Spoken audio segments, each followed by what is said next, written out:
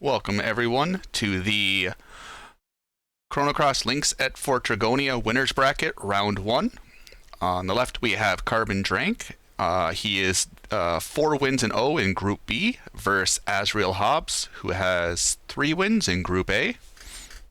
For commentary we have Corporate Image, Andy W3321, Doc Cobrin, and AG Dietz. So without further ado, I'll throw it over and we'll do a quick countdown. So 5, 4, 3, 2, 1. Good luck, runners. Good luck, everyone.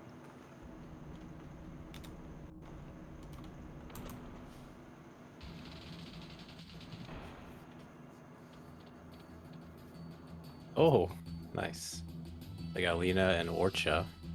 Almost thought that Orcha was for Carbon, but it's not so. Would be a good start for both of them then. I'm sure Carbon's pretty relieved not have to running anybody from the Korcha family. It's a sad day for Korcha fans. But yes, your random character, or starting character, or third character I should say, is random and has no impact on run other than the morale for the runner. Some superstitions with certain characters for certain runners. Yeah, this is the dream sequence. It's the very opening of the game, and the goal for all the runners is to dodge the bats and the Cybots. Usually it's really achievable, but sometimes the bats will give you a bad pattern to where you either have to run away from them and wait for them to move, or you just end up hitting them. And hitting an enemy in this game will cost you about 20 seconds. That's assuming you're able to run away immediately. So if you can avoid it, you should do your best to not hit any enemy. Bats are probably the worst ones to try and dodge in this whole game, so... Not a lot of runners like bats. In fact, I don't know a runner that likes these bats. I'm sorry. Bats are bad. Yeah, they're the worst. At first I thought Corporate was making a pun on the bats were bad, and yeesh. But they made it through without getting to the extra counter.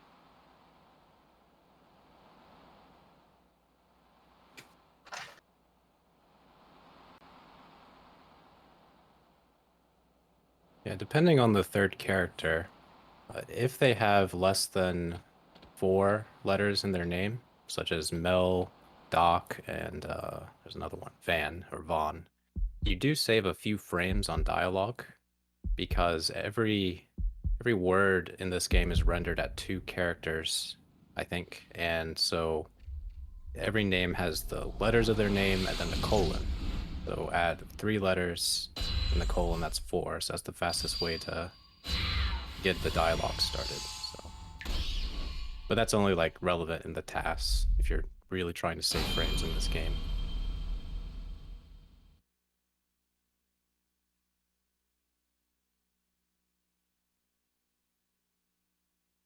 Now's when the game kind of actually starts after this callback to Chrono Trigger here. When your third stats actually matter and you can fully control your character and go wherever you want. Well, not wherever you want, I guess, but... Well, you can, just won't progress anything if you don't Right. go to the right places. So.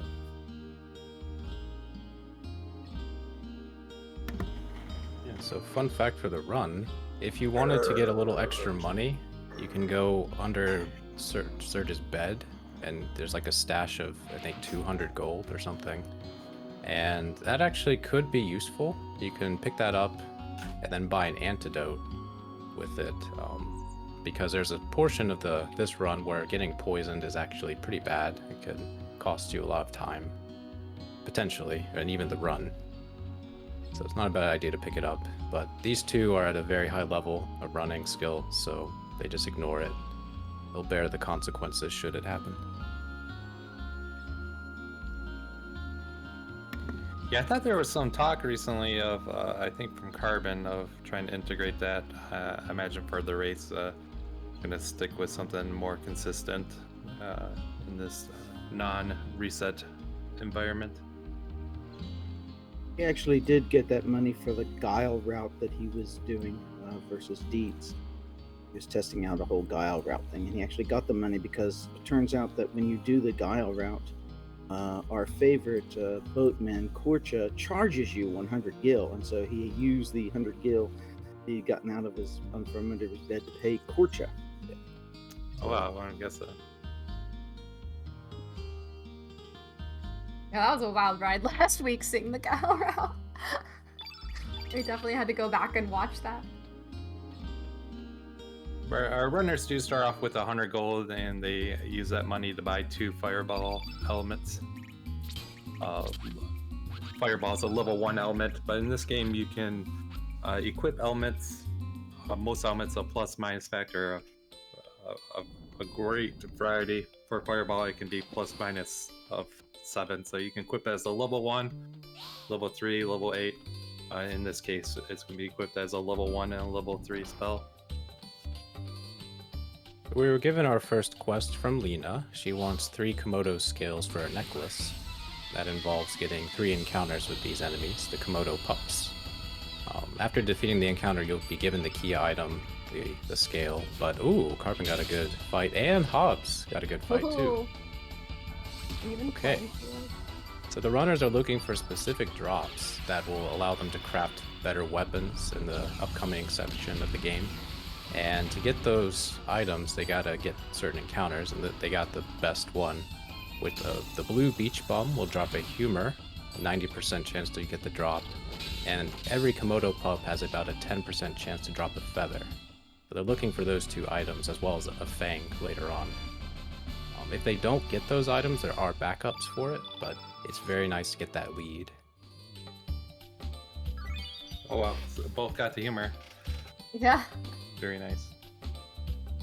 Just a with very that, subtle. Sorry. I was gonna say, so with that, there's a beach bum coming up on this branch that they can avoid and save themselves 40 to 60 seconds. Okay. Oh, Hoppin's taking the fight. I think Hobbes intended to wait, but he was like a little too far forward and jumped. I'm not sure, but yeah, the benefit of taking another fight is that you'll get a second humor drop, which you need 2. Normally you get a drop from a boss fight and disassemble that item for the second humor, but by getting it in an extra fight, you don't have to worry about getting that drop. So Carbon got the double Komodo pup fight, so he has only 1 humor.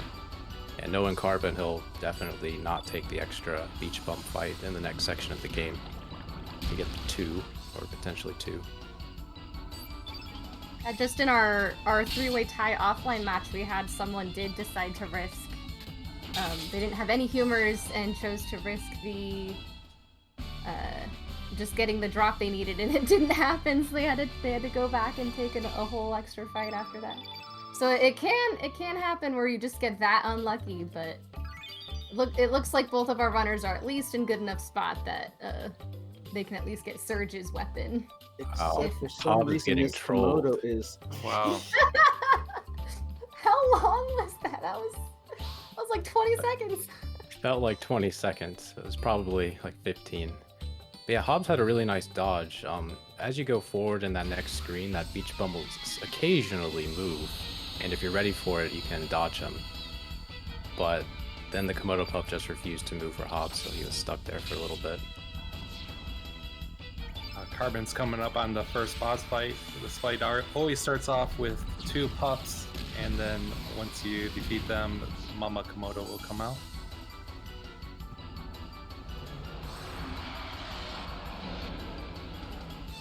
Hobbes also got a fang that he needed from his extra fight with the little squirty guys. They're the ones that drop the fangs. I've been doing a 3-3 on the Mama Komodo just to prove a point. Not advised, but when you hit, it pays off. Yeah, usually most runners will go for a 2-2-2, and if you hit them all with a fireball plus 2, more times than not you will kill, but there's a chance for a damage roll there.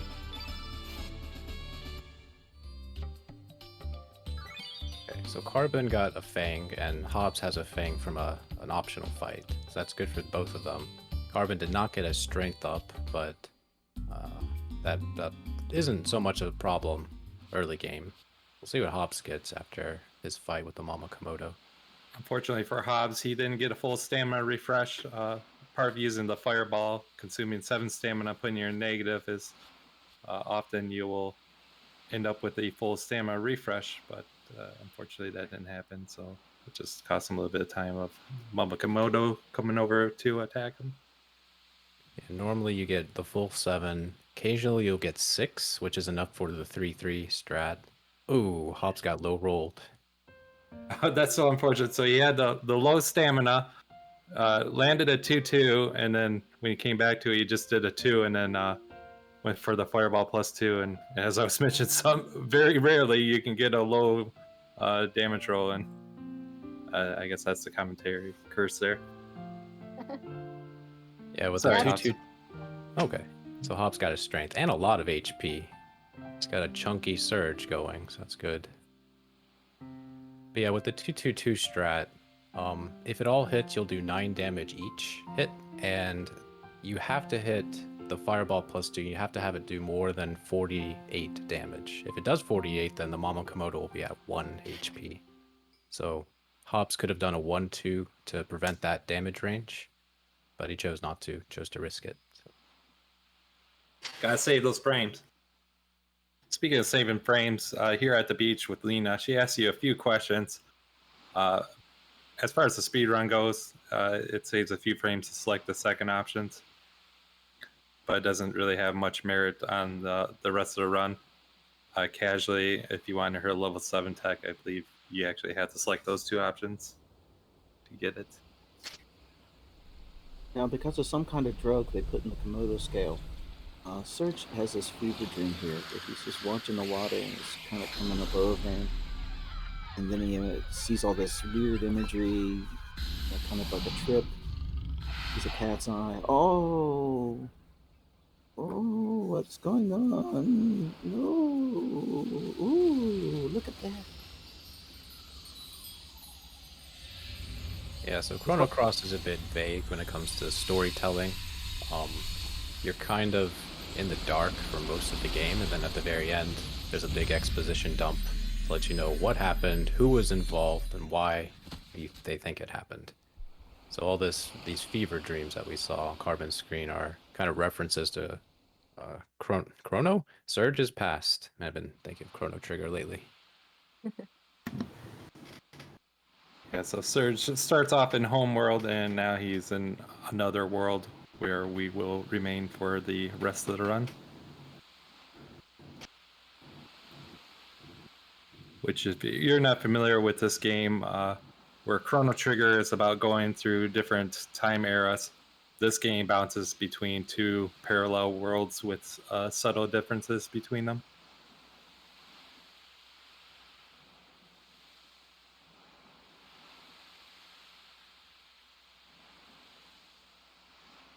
Yeah, Hobbes commenting on the Komodo fight. He did get some unfortunate luck there. But Carbon is ahead right now. Hobbes did take an extra beach bump fight that Carbon didn't. And I'm fairly certain Carbon's going to skip the potential beach bump fight later on. But both runners have to go pick up a feather because none of them got the rare drop. So you see Carbon swerving around to the bottom, jumps through that hole, opens the chest, and there's your feather. And that's going to help Serge get a much stronger weapon. And that is why we need the feather. If you don't get the drop, it's about a 15-16 second time investment to do the movement that Carbon's doing. The Yeah, fish are... if you do get the feather, it's nice because you literally can just walk across the screen and you're done. You don't have to time anything. The cycle for that room just allows you to run straight through. It's so nice. Yeah, those fish are very misleading with their hitbox, like many enemies in this game. They're actually a rectangle hitbox. Speaking of just the enemies in this game, just about every enemy you see on screen you can dodge. Actually, I think all of them you can see on screen you can dodge. There's only one area or a few areas where there are like enemies in ambush that you can't see. And then one of them is in the Viper Manor, where if you travel in the center carpet, some will-o-wisps can drop on your head. But we'll bring that up later in about, 20-30 minutes.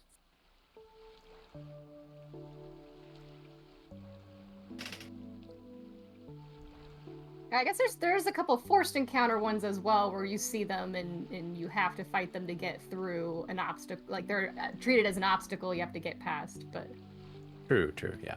There's some guardian type enemies that will not move until you fight them or defeat them. It is nice that you can have no encounters for this game when you're speedrunning it. I think that's one appealing aspect of Chrono Cross running this versus a lot of other JRPGs that came out around this era.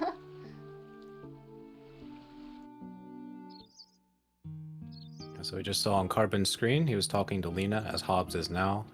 She's going to bring up how she knew a boy named Serge when he was younger, and he died, and that he should go visit the grave, which is what Carbon's about to do right now. He could just walk on by those bums. He doesn't need to fight them.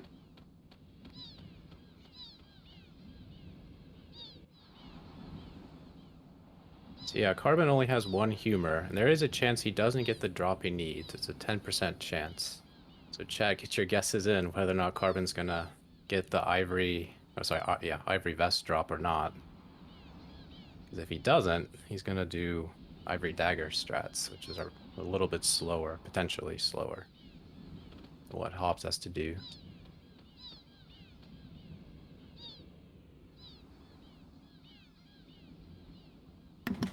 So yeah, I'll be recruiting Kid. Well, I guess not exactly recruiting Kid, but being able to fight with her soon. And one thing we didn't mention back at the Cape is that you could recruit Posho, the lovable pup, but all the enemies, when Serge is not alone, have doubled HP, so it is not faster to pick up Posho. And it takes time to recruit her as well. It looks like Hobbes is going to risk the drop. He got the beach farm fight again, and Oh, you're right. Never mind. Not a problem. You're right. Yeah, Carbon's risking the drop. But Dee, do you want to explain how this fight goes? Yeah, so this is kind of actually the first tutorial fight in this game. We will be meeting Salt and Pepper many times in this run. And they're kind of our tutorial mentors. They teach us kind of how elements work in this game through demonstration. You actually cannot really do damage to these characters until you go through the dialogue. Oh man, and it's taken Carbon a while to get to that. There we go. So here we go, we're learning about elements. So what's interesting about elements is, unlike attacks, which there's no such thing as 100% accuracy with attacks in this game. It will always be possible to miss, but you cannot miss using elements. And so here you notice that Carbon did a 1-2 on Kid to rack up some levels on the elements, also to kind of judge where Kid's stats are. And then he used a magma bomb which is an AoE attack on all 3 characters. We also kind of can judge from that where Kid's magic is, even without seeing her stats. So.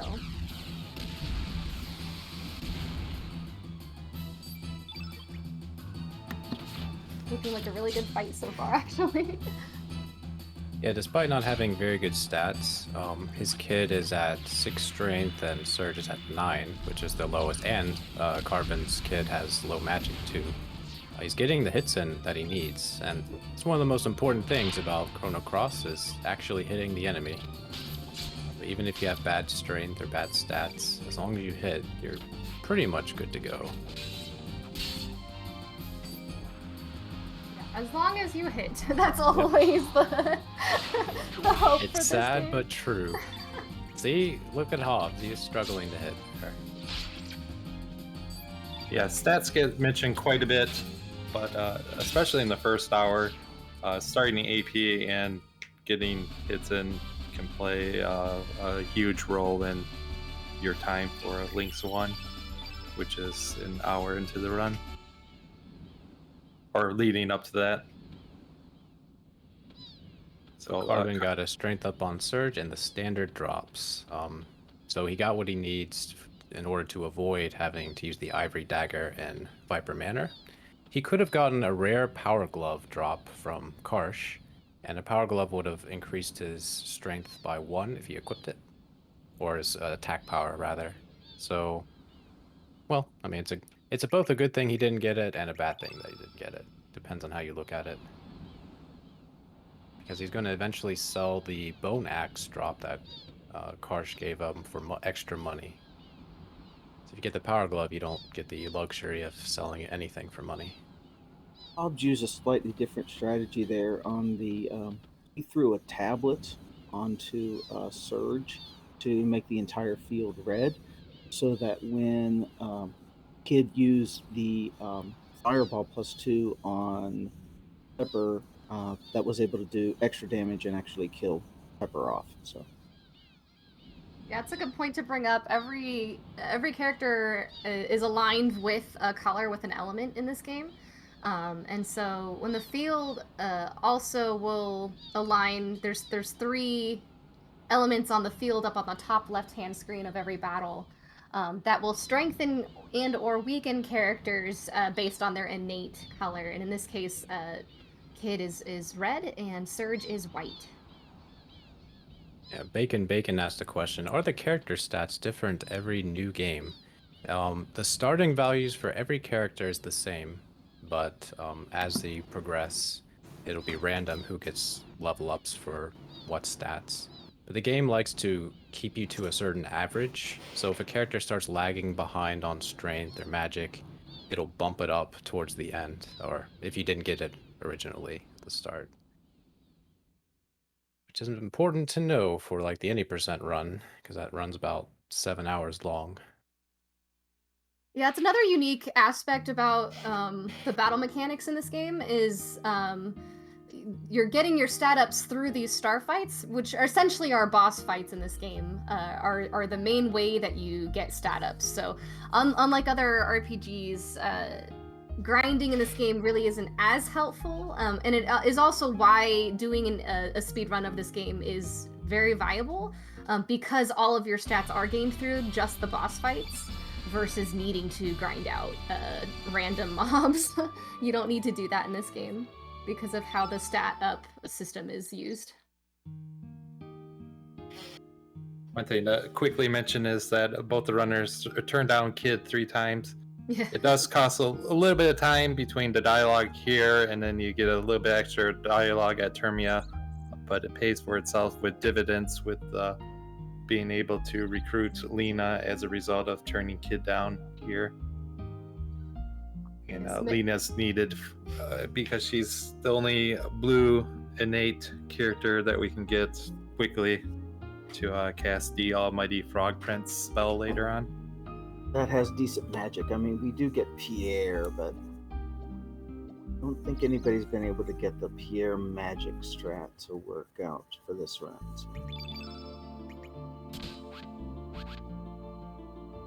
That's another point to bring up is coming up when we get through Termina, there's 3 possible routes to take.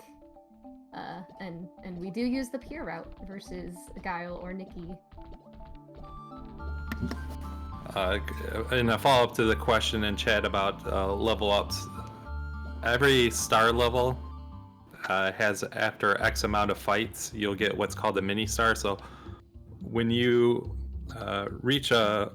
defeat a boss and you get your stats, the game does a roll to see what stats you get next. So if someone like Serge is going to get a strength up, if you say do 5 random fights, if that's how many it takes for the mini star, if Serge rolled a strength up, he'll get a strength up at that mini star level. It's only for the characters in the active party that will get that gain. On Carbon's screen, we're going into the second tutorial battle with Salt and Pepper. This one is about turn elements. The turn element is not an attack element. It actually changes the innate color of someone from their original to whatever color you threw at it. So in this case, Salt turned Serge black, which means that they would have to then have a white element in order to fight him. And of course, they didn't bring any because they always mess it up. So there you go. Yeah, the turn elements was always a bit confusing to me. In short, the way I like to word it is, if you want to do additional physical damage to the opposing character, in this case Salt and Pepper are yellow innate, you would want to turn your character a green innate to do additional physical damage to them. Or if you want to do additional magic damage to an enemy, you want to turn them a different color to do the additional magic. If you turn the enemy a different color, it doesn't increase your physical hit. It only increases the magic damage they take if you hit the opposite element, which will Very be used good later. fight from Carbon there. He got some crits in, and he rarely missed, which this is one fight that it's really easy to miss your attacks on. His Lino's at 10 magic, his Serge got to 11 strength for Carbon, so that's pretty decent. Let's see, Hobbes is just opening up the fight. Yeah, Salt So and Pepper aren't really, it's not really a risky fight, but if it ends up drawing out for too long, they can, for example, Lena, especially only at 65 compared to the 80s from Paschal and Serge, could potentially die if the fight drags on too long. They'll eventually deal too much damage to her. This is the one fight where Paschal's hit rate really matters because you're actually relying on Paschal to do some damage here. Yeah, Paschal in general has a nice strength stat.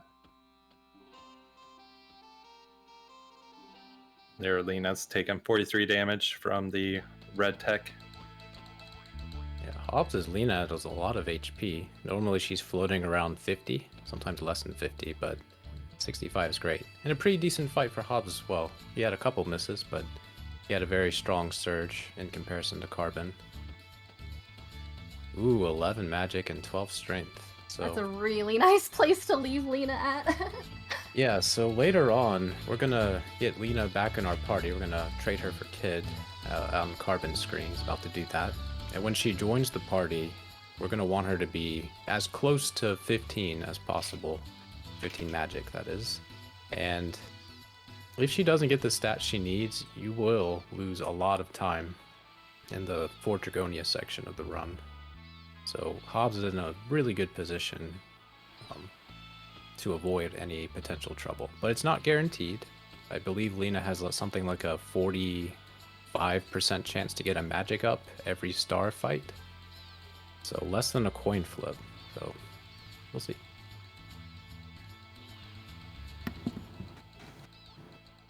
Here on Carbon's side, we're finally actually going to recruit Kid to our party, and she also gives us the ability to swap out our party members throughout the game. We don't recruit her as much as she just kind of forces her way into our party. So Ooh. Well, you can still say no to her here as well, but we actually do want her this time in our party. Carbon's Kid is really low on strength, but I saw triple sixes for stats for her, so... Yeah, that's right. I gave the oof for that. Yeah. Kid starts off with 6 strength, so it's unfortunate because she can get some really nice chip damage in at the manor. Yeah, for most of the run, we generally favor one kind of lead party member that we kind of use our other 2 party members to support. But the manor portion is kind of the one time where, preferably if you can use, you kind of trade off between Kid and Surge.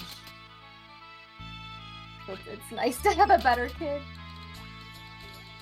Yeah, so all those drops we were talking about at Lizard Rock, we're going to see Carbon disassemble the Ivory Mail to get the second humor, and he's going to forge the Steel Swallow and Iron Dagger. The Swallow will go for Surge, and the Dagger will go for Kid. That will very much increase their strength and their accuracy. Sometimes that's far more important than the strength. Saw 8 strength Kid for Hobbes, which is normal. She's normally 7 or 8.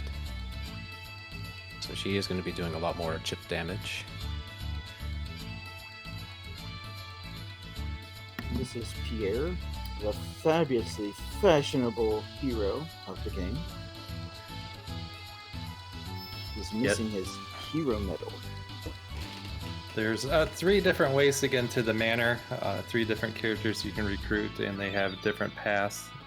Here being the fastest, where our runners are going to be literally going through the front door and entering.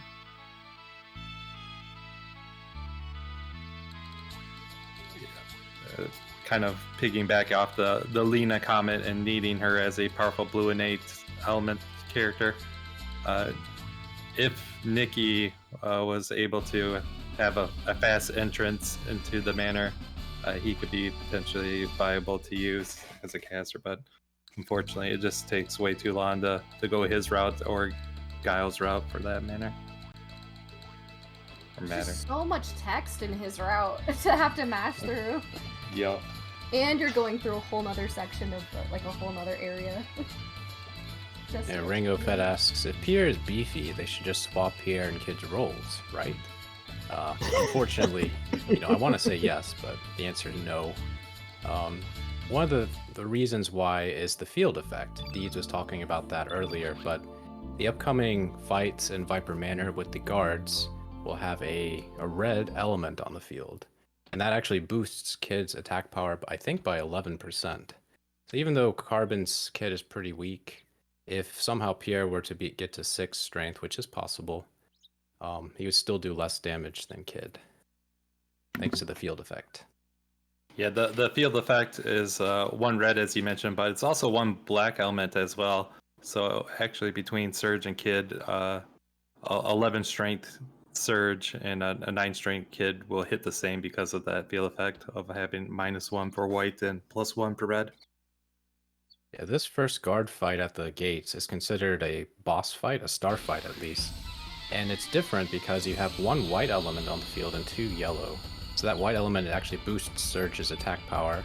So you want to lead with him even if Kid happens to be stronger at this point. But after this, after the catch-up fight, the guard fights afterward will have a red element and a black element.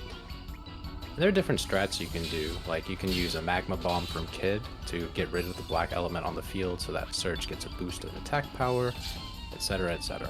But we'll see what they do afterward. Overlord JC asked, have people experimented with the Nikki route at one point? I'm not personally aware of that. I know that Guile was in a lot of the early routes, but for the most part it's been Pierre, just because, again, we're literally just going through the front gate. We're just taking basically an extra guard fight and the catch-up fight with Salt and Pepper, and then you're in.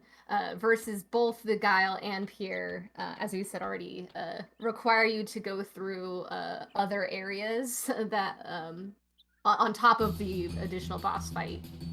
So Now it is important. Way too long. Now it is important that Pierre be leading your party into the Salt Pepper Ketchup fight, because Ketchup will try hit whoever's in the lead, and if he happens to hit, which you hope happens in this case, that person will go down. There it is, 470. So you might think, oh no, that's bad, but he does get revived, and it does throw an extra white in the field, which is really nice. This is like an optional tutorial fight, teaching you a little bit about revives. Yeah, if Pierre happens to dodge all 3 attacks, which is very possible, he'll use a Cure Plus instead of the Revive. That'll put a blue element on the field, which does not boost Surge's attack power, and it weakens Kid's damage output as well. So although Pierre is a great tank because he's dodgy, you really don't want him to dodge all 3 attacks here. And with all these tutorial fights, the runners have been defended out until they're done with their spew, and that's because their HP is locked in. And for this fight, once you get Ketchup down to half health, he'll use a triple tech, which conveniently knocks out Salt and Pepper. So on Carbon's screen, he did a 3-3 on Ketchup, which is good because it connected. but because Carbon's Surge is pretty weak, you hope he's usually at 12 strength by this point. The dash and slash that he did like 54 damage. It wasn't enough to prompt this flame knock attack. Once you get him to a certain damage threshold, he'll use this attack, and it will automatically knock out Salt and Pepor, so it eliminates them from the field. So you want to get to this animation as quickly as possible. So Hobbes, if he's lucky, might have a faster fight here. Connects with the... Oh, he's not doing the 3-3 strat.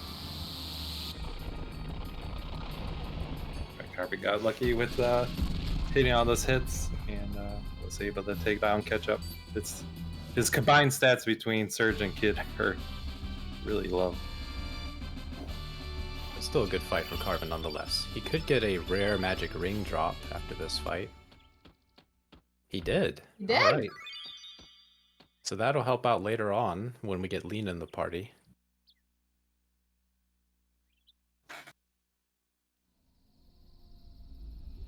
I forgot, what did we leave Carbon's Lena at? Stat-wise? And I saw Yeah, 10. Hobbes was 12, 11 or 12, and Carbon was 10. Okay. But there are 5 star fights from when you leave Lena to getting her back in the party, so that's 5 chances to get a magic up. So we could very well see like the roles reverse, where Carbon's Lena is stronger than Hobbes, because Hobbes' Lena refused to get magic.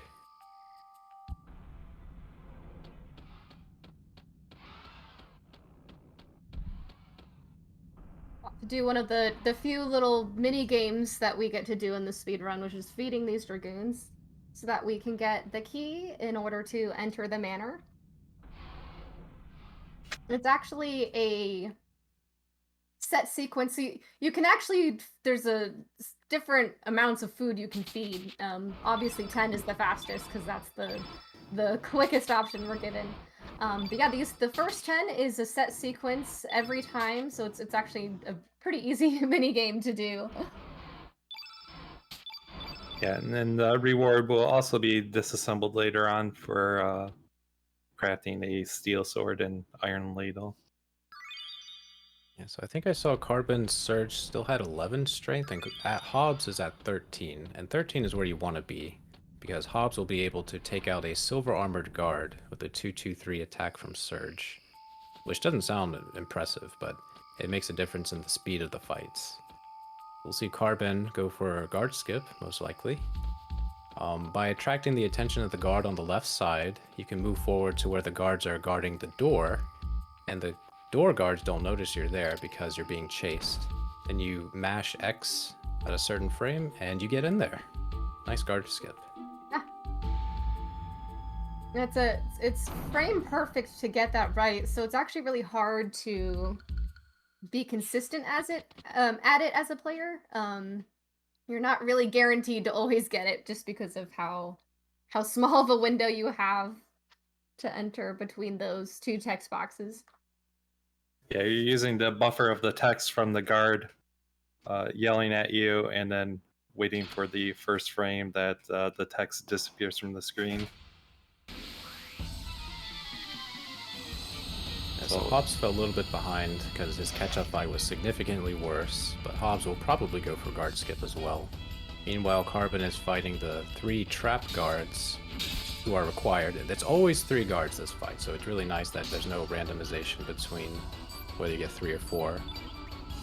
This is a fight where if Kid is strong enough, you definitely want to use her over Serge because of the red element on the field. But unfortunately, Carbon's stats right now aren't very good between Serge and Kid. Yeah, Kid, I believe it's at 8 strength, and Serge is at 11 strength, so Serge just doing a hair bit more damage. Let's see if Hobbes goes for the guard skip. He is.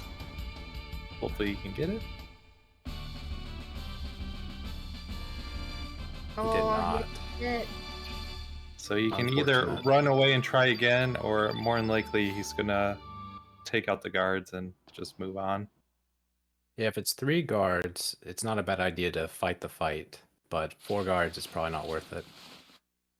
Yeah, and because of that, he did opt to run away. So he'll do a little loop-de-loop and kind of reset the guard. It can be troublesome if you get caught up with another guard, Yeah, he's got which 2 guards. which he did. Oh man, I'm Oh, man. cursing. I am breathing the curse. I'm sorry. Oh no. Oh no. So, Okay. and that goes to what I was saying is that he cleared the text, but then it triggered it again, and just a really unfortunate situation. You really don't Yeah, want to see you that. can, like, if the second guard follows you, you can still do the trick. I'm not sure why he decided to go so far out of the way for it. I thought he might have been trying to reload the screen, but yeah, it's unfortunate.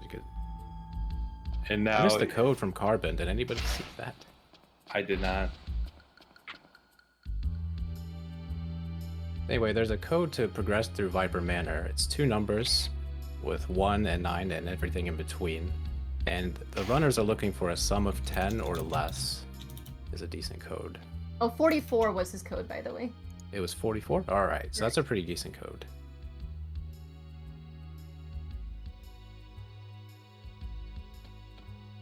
I do know from Hobbes that he really does not like guard skip, and I don't either. So we could see why with his fights. So yeah, Carbon picking up a bronze sword there that will be sold for some gold, especially getting the guard skip. Money becomes very tight. Equipping a few items. The Dragoon's Honor that was picked up, an accessory that has +1 to attack, magic, and hit, as well as a turn yellow element and revive. The turn yellow element will be used in this fight with the Neon Bulb. Yeah, something that you won't notice is happening is going into that vault room. You're actually swapping your party leader.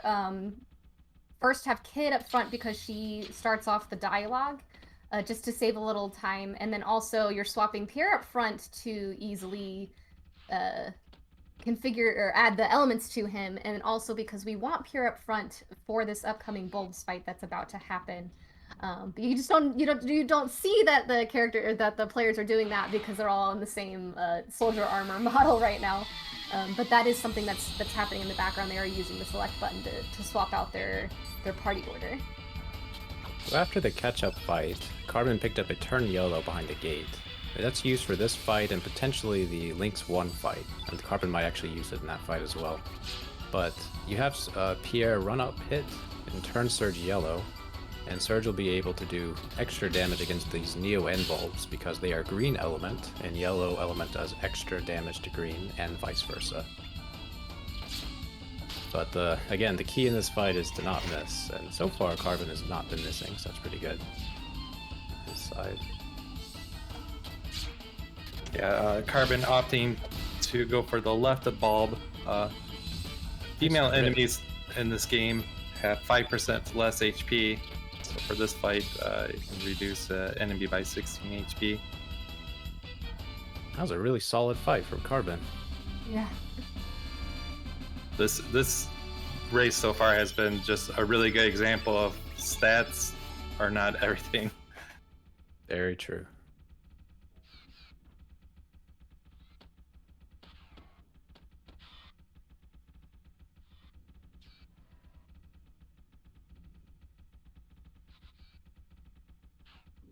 Oh, so chat can get their guesses in for Hobbes for his code, because we haven't yet to see that. We have about, like, I don't know, 45 seconds before we see the code. And yeah, throughout these hallways in the manor, you can have a lava lamp drop on your head, so the runners are making sure to not walk down the center. And here, bugging Karsh 20 times, asking Karsh 20 times seems to be his threshold, where he finally gives up, and he will give us the Dragoon Gauntlet, a very powerful accessory with +3 attack, coming from Chrono Trigger. That might not sound like a lot, but every attack and strength value in this game adds up quickly. Yeah, it's an item that is invaluable, especially in any percent. We get it only about 40, 5 minutes into the run, but it's used throughout the entire any percent run, which is 7 hours long. The code was 6.5 for Hobbes, not that great, unfortunately. Yeah, you can see on Carbon's side, you literally have to watch the snake statue turn for every code number you have. So obviously getting like a 1-2 is going to be, one of the fastest codes versus a 98 is going to be one of the slowest ones. It's not a lot of time, but as Andy has pointed out multiple times in the past, it's more like a spirit thing. Like you feel good after getting a low code versus getting a terrible code like 9.8 or 9.9. Very IAA to get a low code.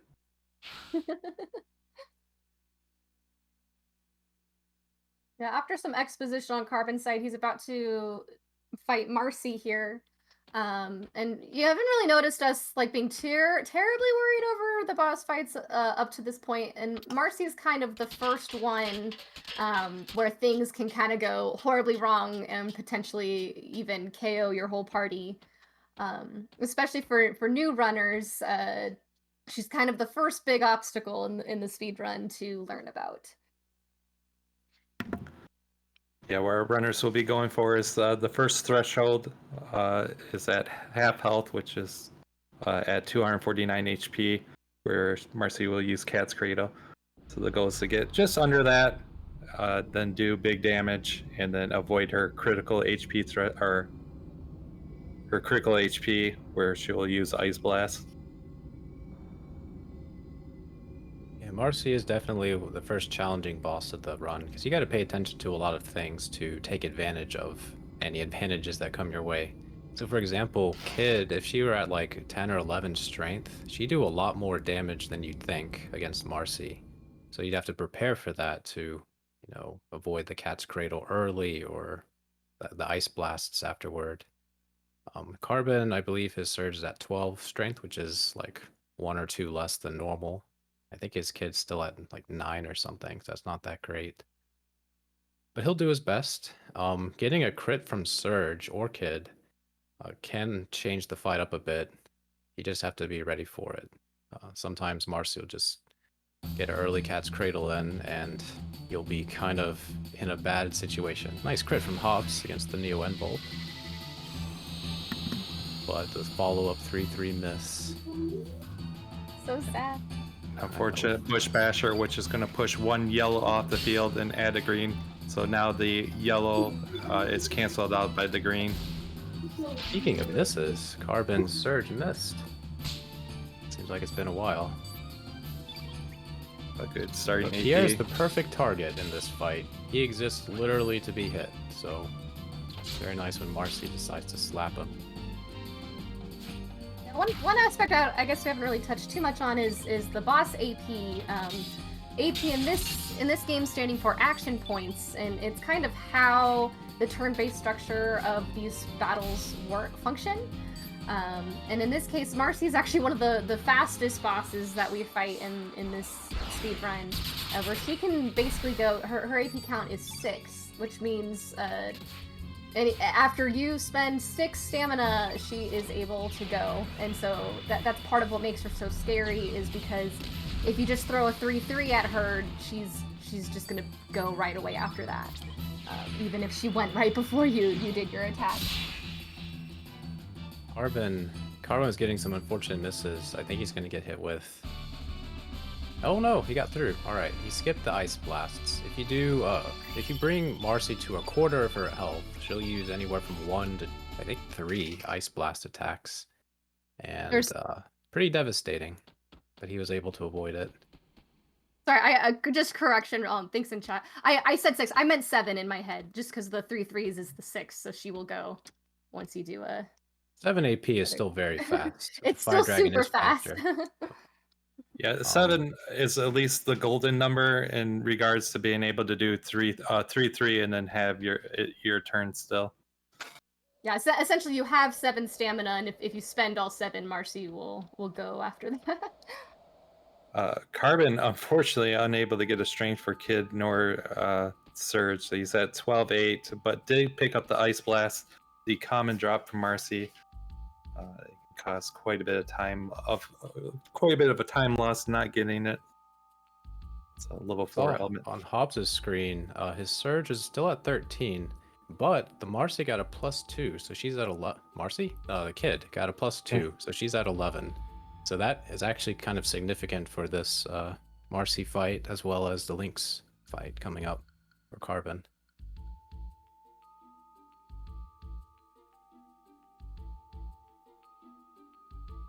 Yeah, Rand Grid asks, how much time loss is it if you don't get Ice Blast? Yeah, if you don't get Ice Blast, a very powerful tier 3 blue element attack, you have to pick up an Aqua Ball. And the animation time for Aqua Ball is about close to 10 seconds. And I believe Ice Blast is 6 seconds. So just the difference in animation time alone amounts to something more than 30 seconds of time. But Aqua Ball does significantly less damage than Ice Blast. So if your Lena ends up being kind of weak in magic, you could end up losing several minutes of time overall. Yeah, I've seen the Ice Blast is a level 4 element, and the Aqua Ball is a level 3 element. The Aqua Ball having a spell power of 20, and the Ice Blast of a 28. I've seen a Lena +3 magic, and it still didn't do more damage with the Aqua Ball. So it's big. Carbon managed to get the Ice Blast attack, so no worries for him. I got a 3 guard fight, which is ideal. You can easily get the 4 guard fight before Lynx, and it ends up being pretty slow.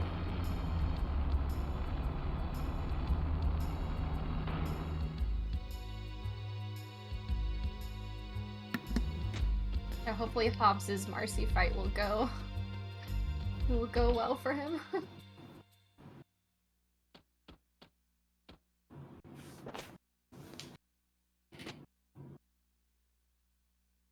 So yeah, going to a Lynx fight, we might see the famous turn yellow strat.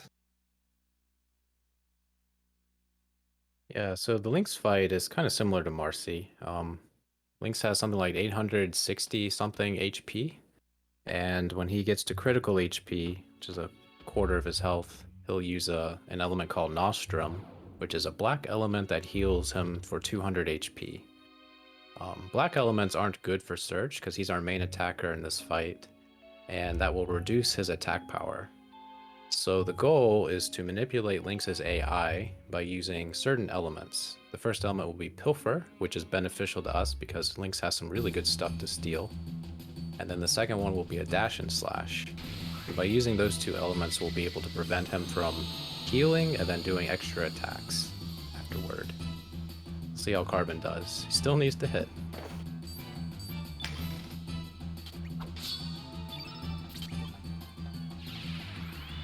Yeah, so he's going for the turn yellow. The field starts off as a +1 to black and then 2 yellow. So by turning Kid yellow, you push off the black element, which boosts Surge's damage by about 8-9 damage per 3.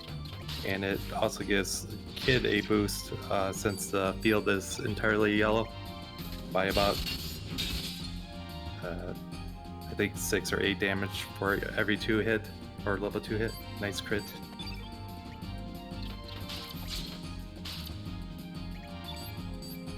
At higher strengths, you could end up doing too much damage, and you'll put Lynx into critical health quicker than what you would want. Hobbes had a clean Marcy fight, relatively clean. 14 strength, 12 strength on Kid, and Ice Blast. So Hobbes is doing pretty well on stats. Here's the Pilfer. Magic Ring. It's hard to see on my screen. So yeah, Carbon has 2 magic rings now. Ooh, so he unfortunately whiffed with Serge. So he wasn't able to put Lynx into critical HP. Well, good thing Carbon gave Pierre the revive. That's what he's there for. To take hits and revive people. So this white element from Revival cancel out the black element's detrimental effect for Serge, so he'll be able to do a little bit more damage to Lynx here.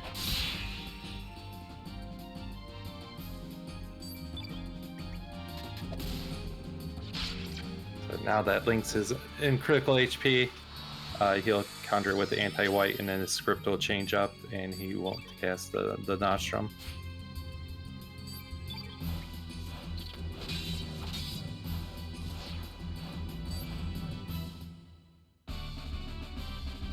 Alright, so 55, Lynx 1 fight for Carbon. It's really good. Really Considering good his stats, recovery. it's really good.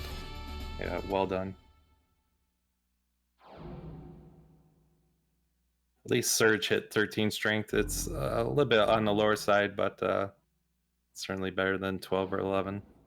Yeah, Daffy mentioned Carbon Serge has 13 magic, which you normally leave here with like 10 or 11 potentially. But in the upcoming section with Fort Dragonia and Mount Pyre, Serge will be doing chip damage with his magical element attacks, so him having high magic is actually a nice boon. Hobbes getting 3 guards before Lynx 1, that's also really nice for him. Yeah, and again with that Dragoon Gauntlet added, instead of needing a 2/2/3 to defeat a guard, it's only a 2/3 needed from Serge. Yeah, Carbon in just chat join- is mentioning. Oh, sorry. He's just mentioning. He was hoping that he was just banking on Serge not getting hit. If he had done an early pilfer there, it would have potentially stopped the 3 attack turn that he did that killed Serge there. Had he opted to do an early pilfer on Kid instead of using the pilfer during the crit. Yeah, so if you're just joining us and you see that Carbon's in the lead right now, the main reason for that is because Hobbes was fairly unlucky with getting the guard skip. So he had to essentially get into like 4 fights, try to run, and it just got some really unfortunate luck. But upcoming sections, RNG wise, Hobbes can bounce back from it because Hobbes does have much better stats, and if he gets that luck, it could be a very close race. So it's not over yet.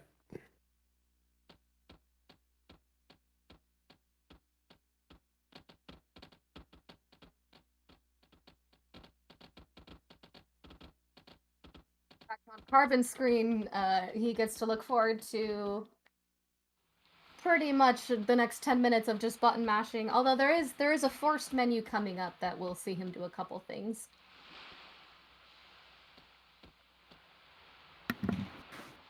Yeah, so let's see how Hobbes does on this fight.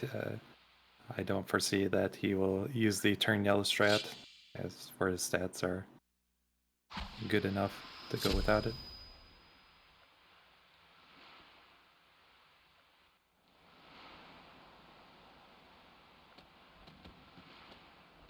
Good start for Hobbes.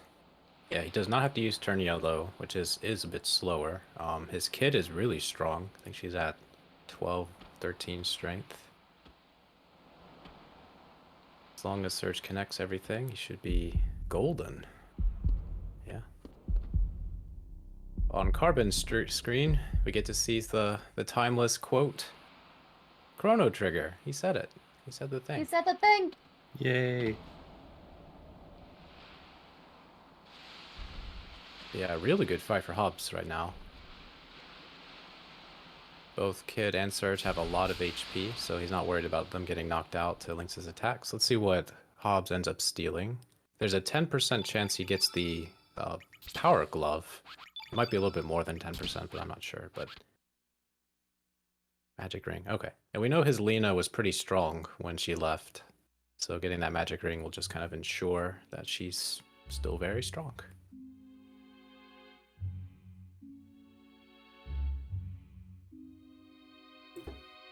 Yeah, so he's going to do a 3 with Pierre, and then back to Serge for 3. Unfortunately, no. missing. But to change up Lynx's AI again to avoid the heal, he's going to use a white element on Lynx. See if Kid can finish it up. Yeah, that miss for Serge. Pierre went in to do a fierce attack, and that's to build up Serge's stamina so he could do a 1-2 and then the dash and slash, but Hobbes opted to do the 3 for the extra damage and missed again. So a little, a +2 for Serge. And really good stats for 16 Hobbes. strength. Yeah, 7 strength up here, which is quite high for him, and 13 strength kid. Not that kid or peer will be used anymore, but yeah, leaving the mare with 16 strength is certainly nice.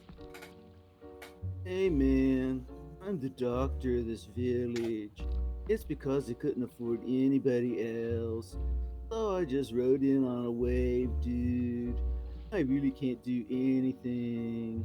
I'm just gonna leave her here. Oh, by the way, if you guys want to go out and find a Hydra humor, you might be able to save her. Otherwise than that, she's gonna die. I'm sorry. I don't know any other way to fix it. I'm gonna go ride some more waves, dude. There you Great go. TLDR. Yeah, so that's Doc. He's not our Doc, but the game's Doc. He's he's a doctor, and he's a bit sad, because his girlfriend passed away. And he's seeing this condition from Kid, and that's kind of bumming him out. So he gets a bit depressed and doesn't know what to do. But he tells us what will heal Kid, and it's a certain humor from a Hydra that no longer exists in this world. So that's what they're all talking about on Carbon's screen. Oh, and Corch is there too. We're just going to ignore him. But, well, we get to watch Harley at least diss him, so that's fun. Yeah, just like how we picked the PR route to kind of skip having to go through other areas, we choose not to save Kid here because when you save her, it takes us on a whole side quest involving the dwarves and the fairies, where we get one of the best characters in the game, Rasley. But we won't be picking that route for this game because by choosing not to save Kid, we just skip all of that quest line and just move forward. The game doesn't give you an alternative quest line for the not saving Kid route. You just opt out of doing the quest line, that's all. So lots of time saved just by saying no. Yeah, Dark Tesla asked the question, so if you don't save her, does she die? The answer is no. There's another character, Norris, who we don't see in this category of the game. Well, we did technically see him. He was the dishwasher in the kitchen in Viper Manor. He was there in disguise. But he's an officer from the Poire military, and he's from the mainland, essentially. And he eventually goes out and gets the antidote and brings it to her. But if you play this game and follow the lore and story, you find that Kid is kind of impossible to kill. She's kind of immortal. So you don't have to worry about her. She'll be fine. She can take care of herself. Yeah, exactly. You don't have to ruin an entire world's ecosystem just to save her.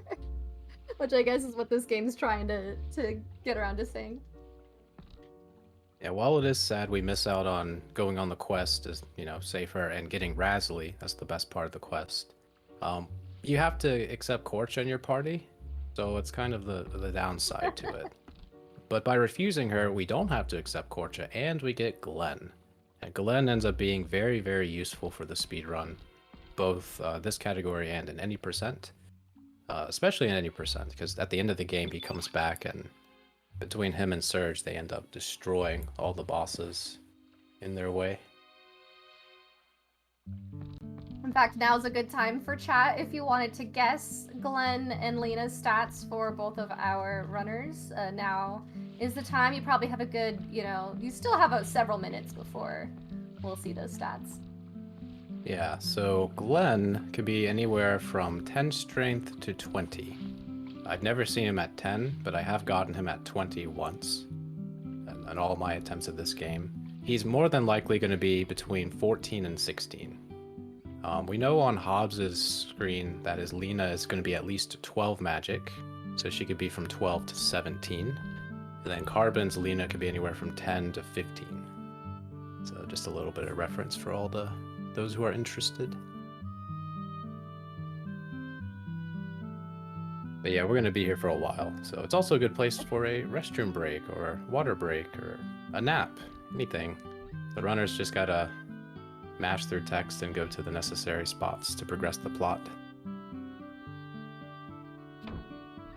And just to say that there is no turbo controller use for the speedrun, so everything here is the players mashing through. However, there are 3 different ways to use the confirm button for this game. So there's the X button, which is the classic way to do it. R1, the R1 trigger also is a confirm, and also the L3 pushing in on the analog stick will also act as the confirm button. And so being able to combine different ways to do that is a nice way to quickly mash through these screens and the 10-minute sequence here of dialogue. And the thing about mashing in this game is you don't necessarily have to mash. You just have to wait till you see the green leaf at the very end of the text box to then hit confirm then. But by mashing, you're able to potentially skip seeing that green leaf. And if you do, you save a frame or 2 every time you don't see that leaf. So if you pay attention to their mashing, you could tell how good it is based on how many green leaves you see at the end of conversations. There are areas of this game where there's a lot of lag, especially in like Vibrant Manor. So it becomes much harder to clear the text consistently than it is in others if you have to deal with the lag. Anyway, it's a small fun fact.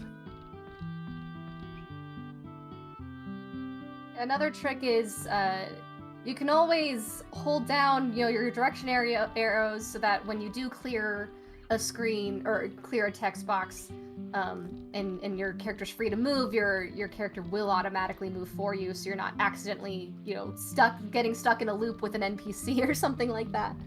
Although a lot of cases where there's ending dialogue where you have to say an option or something, usually Serge will do some kind of animation. So as a runner, especially during this sequence, like where Carbon is right now talking to the priestess, Serge kind of does a couple animations. He'll kneel down, and when he stands up, that's the end of the dialogue, so you're not going to get stuck in the endless loop accidentally, if you're not paying attention or trying to stretch or something at the same time. So little tricks, and holding the down arrow to immediately leave. Yo, Sonny, you're dead. I'm hinting at you to go back to Apasa Beach, but you're not going to save Kid, so you don't need to listen to me. Yeah, I think if you do save Kid, or choose to save her, you have to listen to extra dialogue between Diria and Stina. I think. It's been a while since I've seen it, but... Yeah, Diria gave you a vague hint of kind of how the mechanic of this game works, traveling between the 2 worlds. If you were to save Kid, you get the Astral Amulet, which Korcha took away from us, or from Hobbes and Carbon. And with that item, you can go between the worlds, but you don't know where to use it. So Diria kind of gives you a vague hint saying, go to the place where it all began, where angels lose their way, blah, blah, blah. And that just means go to the beach. That's where you can exchange going in through different worlds.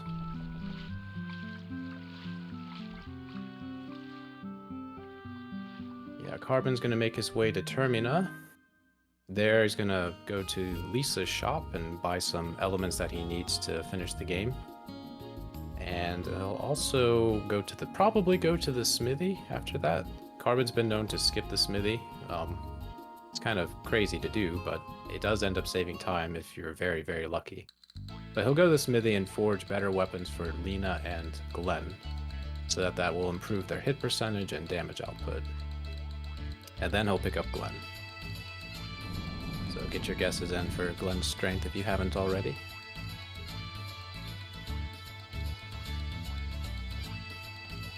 This is kind of the biggest shopping trip we do in the Lynx 2 speedrun.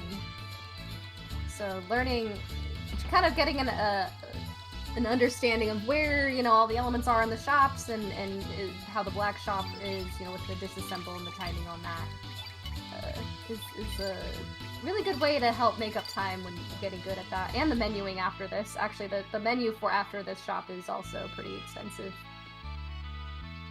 For this category of the speedrun, anyway.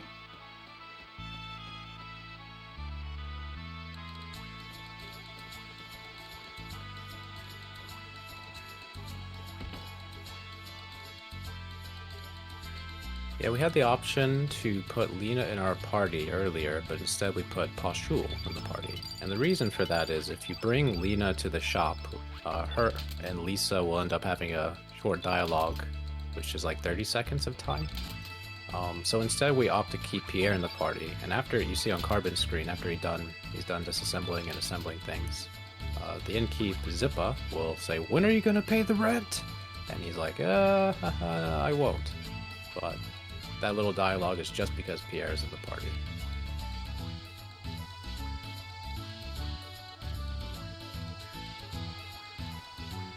Yeah, since we don't really recruit any of the other optional characters, it's kind of your choice is either the pure dialogue here or the longer Lena dialogue in the show.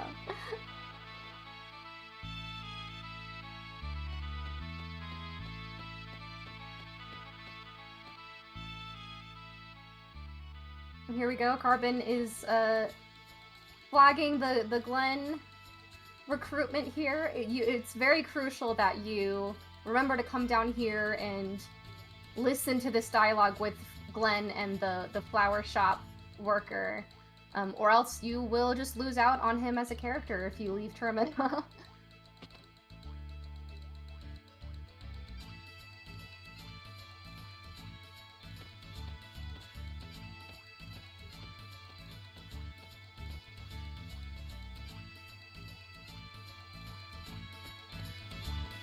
Oz is about to finish up his required plot in Goldove. The area is kind of the final signal before you make his way to Termina, so he's a bit behind. He'll probably enter Termina as Carbon is leaving.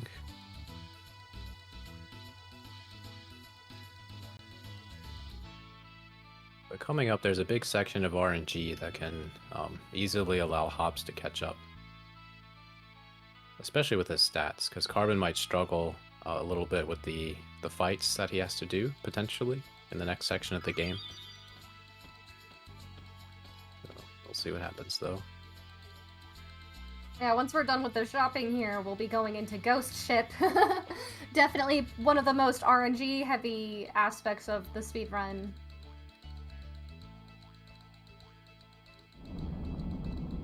See what happens here. It could definitely potentially even the playing field very easily, depending on what happens.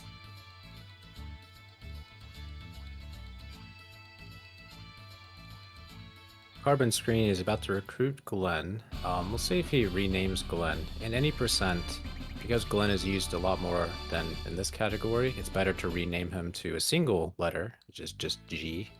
So Carbon might take this run into any percent. He's got a good enough time for it, but we'll see what he chooses to do and what kind of results he gets afterward. Ooh, 13. Glenn, oh boy. No. Well, that's a bit unfortunate. Probably not terribly happy about that. Yeah, so, it's not the... Oh, go ahead, Andy. I was going to say, opting to put Matcha in the party to save about 17 seconds of avoiding watching the scene of her swim out to the sea. 13 magic, very nice for Lena. Yeah, on average, Lena will be about 12. So getting 13 is pretty good. And he has 2 magic rings. So she'll be effectively at 14 based on our current strats for the ghost ship for Carbon, so... That's a really good place to be with Lena's magic. Like, Yeah. not, like, just going into ghost ship being at 14 already. And one thing we also Especially keep 'cause- track of is HP values. Lena is in a few fights. Let's see, the Poly fight, the Fire Dragon fight, and then Taurosoid. 3 fights where she could potentially get knocked out. But if she ends up having a lot of HP, that probably won't happen. So Carbon had 100 HP on Lena, which is kind of below average. Usually like 105 or more.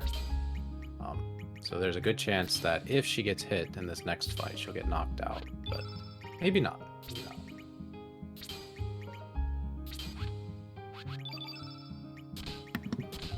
Yeah, the equip elements are set up for the spells that are used the most are going to be on the default cursor or the closest to the default cursor when elements are brought up in battle, such as Strength and an Eagle Eye.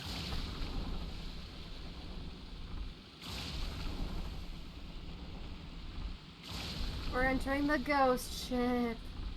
Ooh. The scariest part of the speed.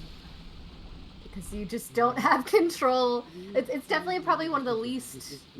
yeah, you just don't have as much control over what can happen to you and your characters for this portion. And that's because well, first of all, we're about to encounter the captain of this ship who's going to challenge us and prove our worth.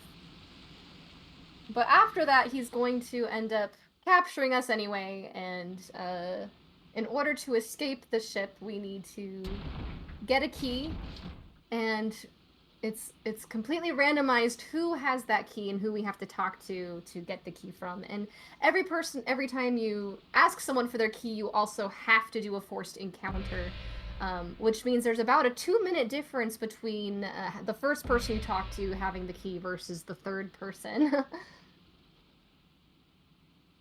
Yeah, key can be in spot 1, 2, or 3, as Deeds was saying. Third key is very painful. Getting the second key is not too bad.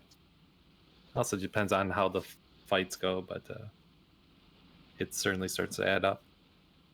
And as Deeds was also mentioning, when grinding for the world record, it's one of the things that you can't control. And being a little over an hour into the run, it can be frustrating not getting first key. Doesn't mean you have to reset, but definitely plays a big role. Yeah, second key isn't honestly the end of the world. In fact, I know for safety on money, getting second key can be good for that purpose if you're doing an any % run, since every fight you do gives you more money. Which is why, yeah, usually it's just third key you're trying to avoid the most. So the first fight on the ship, as you see on Carbon's screen, you can actually just run away, and apparently the enemy just also flees. Which just brings us... Oh god. So we get to fight Fargo's parrot. Good old Polly. So 15 strength Glen for Hobbes.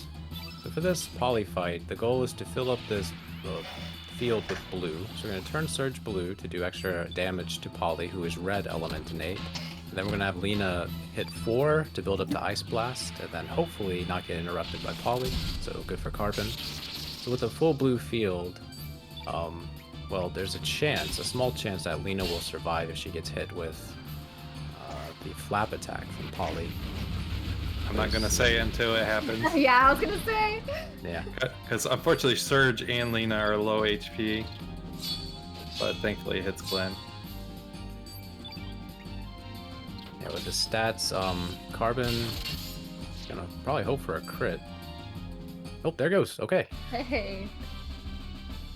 Yeah, there's a chance that the fight drags on and you see a second flap attack, which is just a slow animation, and then it improves your chances of somebody getting knocked out. Wow. 14 strength for Glenn. Serge is still at 13. Hobbes' Lena was at 14 magic. So they're about equivalent right now in terms of strength. You really want Serge to leave the Fargo fight with at least a 15 strength. So for the fights with like the skeletons on the ghost ship, something like a 2-3 will kill. Lower than that, the fights start to take quite a bit of time. Yeah, just like how the guard fights, what we were talking about with the guard fights, it's the same thing will apply to these ghost fights are about to happen. And just the faster you can kill them all within one turn, you know, not letting them even go before they die, that's ideal. About to see on Carbon's screen, the first and pretty much the only dual tech we use in both this category and any percent is between Glenn and Serge. It's a callback to Chrono Trigger, X Strike or Cross Strike, however you want to say it. But we've been building up a full red field, and the Cross Strike attack is a red element, surprise, surprise. So it should do around, oh boy, normally around 300 damage to Fargo, but because he's got some unfortunate stats on them, wasn't enough. but he's really close to getting knocked out. So Yeah, he also had some not unfortunate with those misses. misses. Okay. Yeah, and then has more misses. Okay. Oh no! Ideally, you want to get Did the it? extra chip damage in. No! the strike. There it is. Oh, jeez. All right.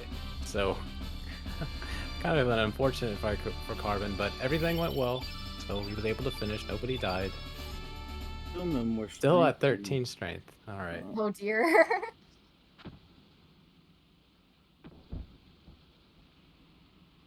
Just as Hobbes is about to do those fights just now, so.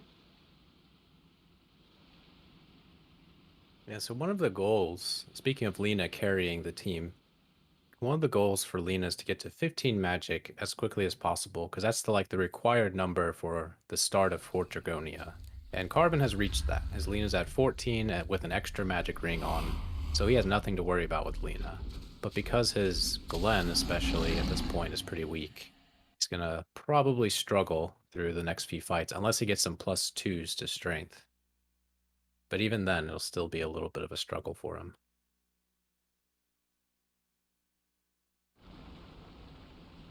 Coming up with Carbon, so we actually already ran away from one fight. In fact, you're gonna see Hobbes run away from the first fight that we're forced into before the poly fight. And we actually do this 3 times on the ghost ship, where we have 3 forced fights that we don't actually have to do. We can just run away and not worry about it.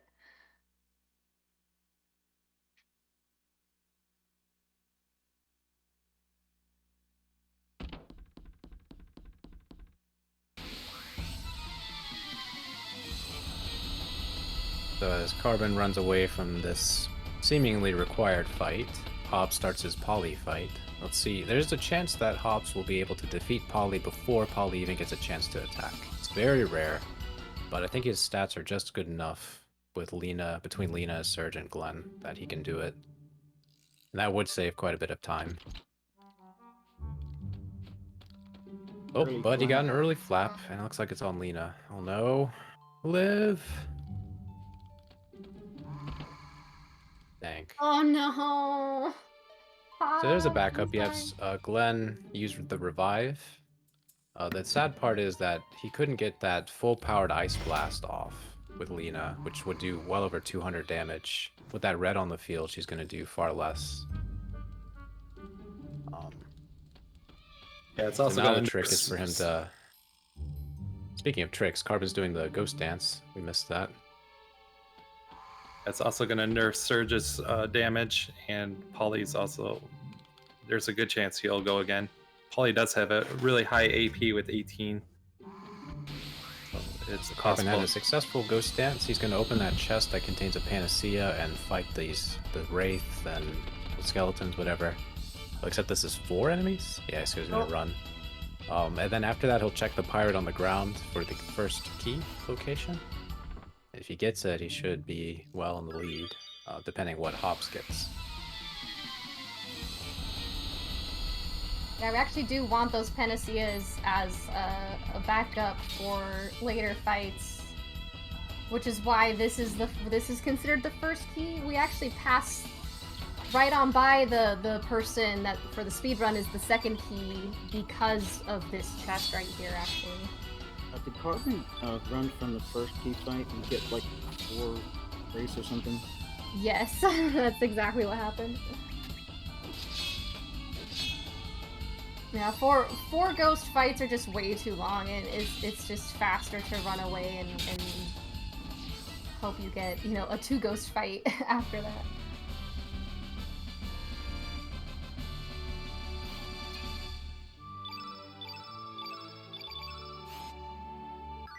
Alright, let's see if he got the first key. Okay, no first key for Carbon.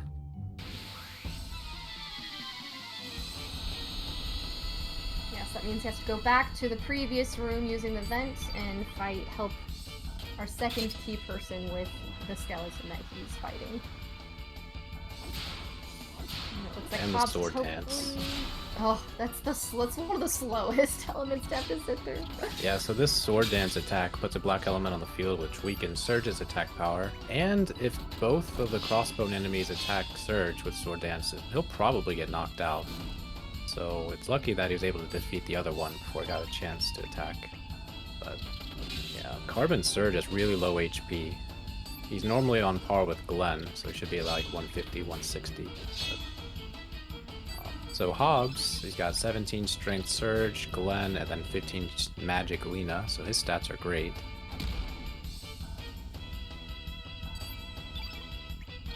Yeah, poor Carbon getting the misses.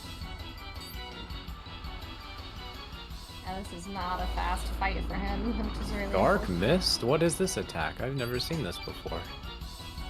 Well, we don't Oh, know mist, because it so. missed. Yeah. It was dark mist. What I like to do sometimes is have Lena run up and use an Ice Blast attack. If she's pretty decent, like 13 or more magic, usually is close enough to defeat a Wraith. Carbon, he knows that melee attacks are faster, especially if you crit and hit. So I opted not to do that. Hey, second get key second for key? Carbon. So Hobbes is about to start the search for the key, so if he gets first key, he'll be able to gain at least a minute and a half of time. But he kind of needs it to not lose more time, so...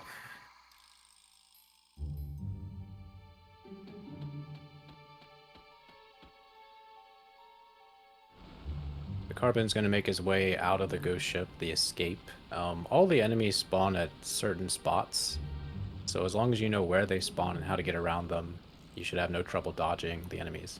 But this next room for Carbon has two deadbeats, the little spire-like creatures. Their movement is random, so you have to wait and for a good pattern or just charge in blindly and hope that you don't get hit. Another aspect about Ghost Ship that we haven't even touched on are the doors, which are the true boss of the Ghost Ship game. On top of having to evade these really fast ghosts. I feel like the hitbox to opening these doors is really small, and because you have these ghosts that'll spawn and charge at you, if you don't open the door right away, you will get an encounter, which again adds 20 seconds to your time. It's harder than it looks. These runners are making it look very clean and easy, but that is not the case. Carbon ran from the last optional fight that you can run from in the ship. As Hobbes enters the first fight, he must encounter, it looks like, 4 enemies? Yep. Same luck as Carbon. Oh boy.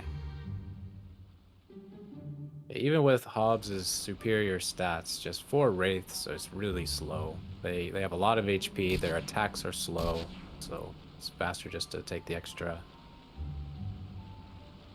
encounter.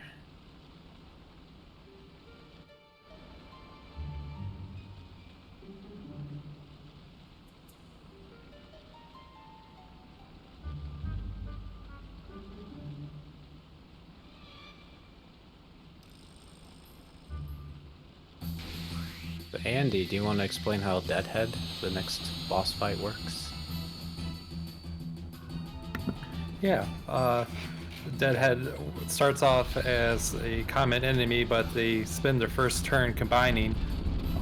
Deadhead has a AP of 6, so using the first turn to combine, you'll always get a starting AP of at least 6. So Carbon is going to get Strengthen and Eagle Eye on Surge, and then go for a 3-3. As mentioned earlier with Marcy, I said that 7 AP is kind of the golden value as far as getting a 3-3 in and still having your turn. Here, Deadhead being the opposite case with a 6 AP, you can't do something like a 3-3 with Glenn, the stamina push in and go back to Surge. Instead, we're going to opt to actually use healing, bring in the popular mechanic of healing undead to actually do damage to them. It's the one and only time that we're able to do so in this run. Now, Hobbes here also just got his second key and is able to proceed to the Deadhead fight. He had a lot easier time getting through those forced ghost fights for his keys this time around than compared to Carbon. Yeah, we saw on Carbon's screen his Serge is doing pathetic amounts of damage. Normally he does close to 100 per fierce attack per 3, but he's doing like 60. So he's probably going to see extra rounds of combat on Deadhead, whereas Hobbes probably won't. So Hobbes is about to enter the Deadhead fight, just to let you know how close it is right now. So he has caught up quite a bit. It's like the stream is buffering for Hobbes. Oh, it's also buffering on his, yeah. Alright, we're back.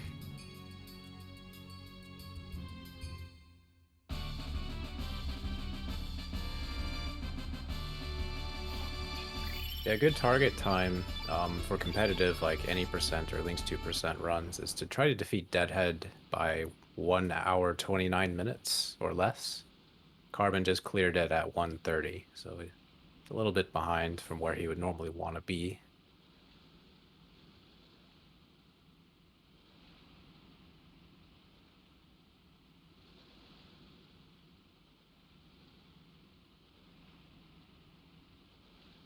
I'm just glad that neither of them got third keyed. Yeah. Yeah, it's really unfortunate when you consistently get third key. It's not fun. Yeah, the difference between like getting third key and first key is about 2 minutes, and that depends on your stats and what kind of enemy formations you had to fight and what they did in the fight. So it could be anywhere from like 2 to 4 minutes potentially. If Carbon had gotten third key, he would probably be even with Hobbes right now.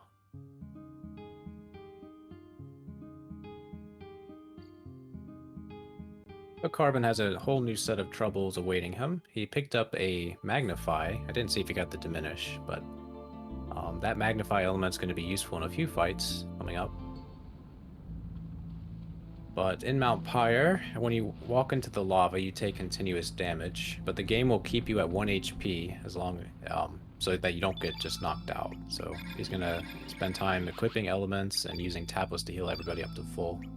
And prepare for the Salt and Pepper fight, the third and last one of this category.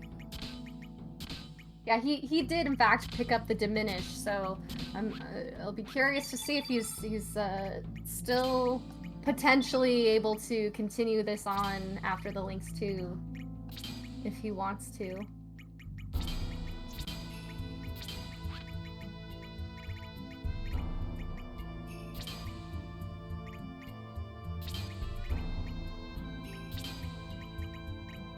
Yeah, there's the Cure Plus on the Deadhead, the classic JRPG. You know, you can use cures against undead monsters and it'll do damage to them. And in fact, Diminish, which usually lowers, you know, the amount of damage your magic does not affect the cure. So it is a really great strategy for the Deadhead fight.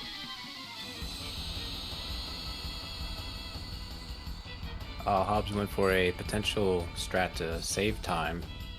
He normally used the Cure Plus again from Lena, but he decided to have Glenn attack and then Serge try to go for the kill.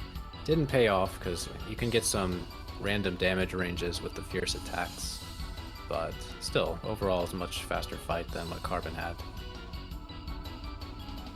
But anybody, get your W's ready for chat.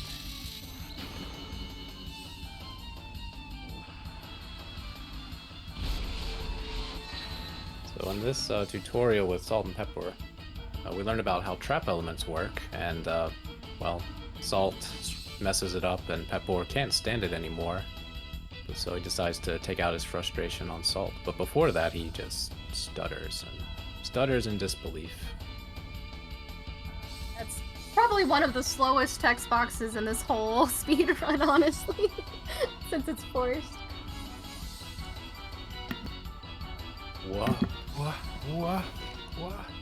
What did you just say? This damage that Pepor does to Salt is actually kind of significant, especially for Carbon, who's very low on strength. Sometimes Pepor will continue to pepper Salt with attacks throughout the fight. I know, but it's kind of rare, so. But this fight is significant in that the drops that you get at the end of the fight are very important. The common drops give all the characters, well, the significant characters, a very nice damage boost, which protects them from certain fights in the future. But the rare drops are very good offensive items. Another Dragoon Gauntlet and then a Skyjin Ring. Carbon has no use for the Skyjin Ring unless he takes this to any percent. But getting that Dragoon Gauntlet will help Carbon make up some of that damage from Glenn. Yeah, because in Mount Pyre, you kind of noticed Hobbes just walked through lava, which deals damage to your characters, and so you're kind of already needing to menu just to heal up your characters after these fights. So the fact that Salt and Pepper are always going to be dropping something that you will be equipping, it's just kind of convenient there, especially if you get the rare drops. Carbon just did it 3-3 with Glenn. Normally the fight ends there when you have decent stats, so you have to do that extra dash and gash to finish. It's not that big of a time loss, but it is a time loss. Yeah, ideally you want Glenn to be at 18 strength for that fight to go smoothly, and yes, a 15 strength. Glenn. Unless I was looking at the wrong menu, I just kind of crossed my eyes. Daffy says a 15 magic Surge, which is really good. Kind of rare too. Alright, and Hobbes is not far behind. He's starting his Salt and Pepper fight. Yeah, Glenn and Serge both started off the game with 9 strength, and on average, it feels like Glenn is higher strength than Serge. It's more so that Glenn is agreeing innate to fight off Salt and Pepper, and then also for the harsh Zoa and Marcy fight, it works out better to have the attacks accessories on Glenn. So earlier we were talking about AP values, the action point system, and how certain enemies are faster than others. This Fire Dragon fight has the fastest AP, 6, and there's only one enemy faster than any percent, that's the Green Dragon, but we don't need to worry about them. So Carbon is going to set up Glenn, he's going to hit Eagle Eye Glenn, and then try to set up a relatively blue field to reduce the damage from the Fire Dragon's Fire Breath attack. And that Fire Breath attack is really powerful, and it could easily one-shot Lena and Serge, since his Serge has really low HP. But by setting up this Aqua Beam and eventually I guess an Aqua Ball, turn blue as well, that pushes that red off the field for Carbon, and he'll be able to take significantly less damage. And then he's just going to hope Glenn gets a whole bunch of crits. Got one. Hey, there's one. Hey. Yeah, that crit will help quite a bit. You can also opt to heal with Lena instead of and that's what Carbon's doing now. Instead of using the attack magic with blues, I mean, it'll still keep blues on the field, and it'll prevent your characters from dying. So that's also nice. Another crit. Nice. Yeah, so those crits are really offsetting his Glenn being really low in strength. That's really good for him. Hobbes had a clean Salt and Pepper fight, see what kind of drops he gets.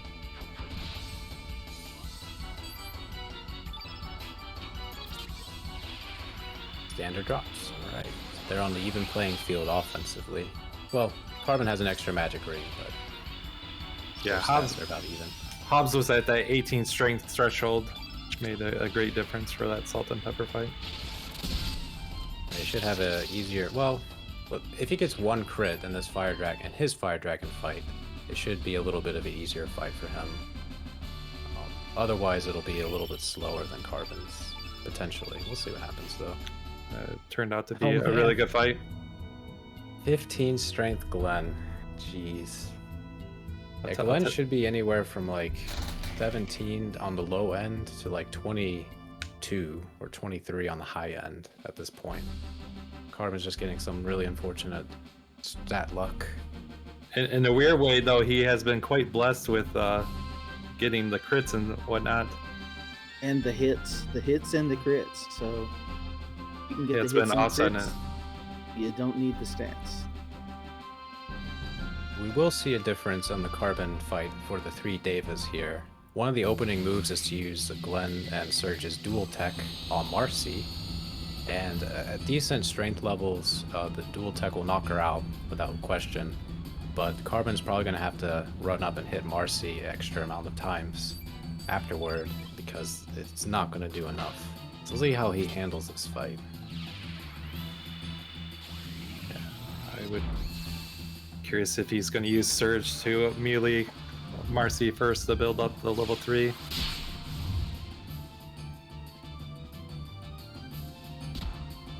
One thing Carbon doesn't want to see is Zoa going immediately after Glenn or before Glenn. He wants a bit of distance between Glenn and Zoa. Oh, well, okay. So now it's going to depend on some roll luck. There's a chance he's going to be able to... Well, no, not with his strength. Never mind. Ignore me. Yeah, so Serge did 30 damage chip, and then with the 262 extra. Yeah, I think you're trying to do 300 damage altogether on Marcy. Yeah, Something she's like at that. she's at like 287. Yeah, Oh, she's just okay. under.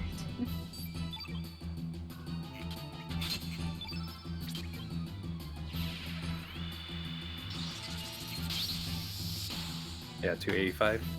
So Carbon is lucky. Zoa will not go right after this Eagle Eye. He didn't. All right, so that's good for him. Oh, but his Glen wasn't strong enough. Yeah, normally a strong enough Glen would finish before the Geronimo attack, but alas. Yeah, if Zoa gets that attack in, adding that yellow element on field, which negates one of the green elements and cuts Glen's damage down.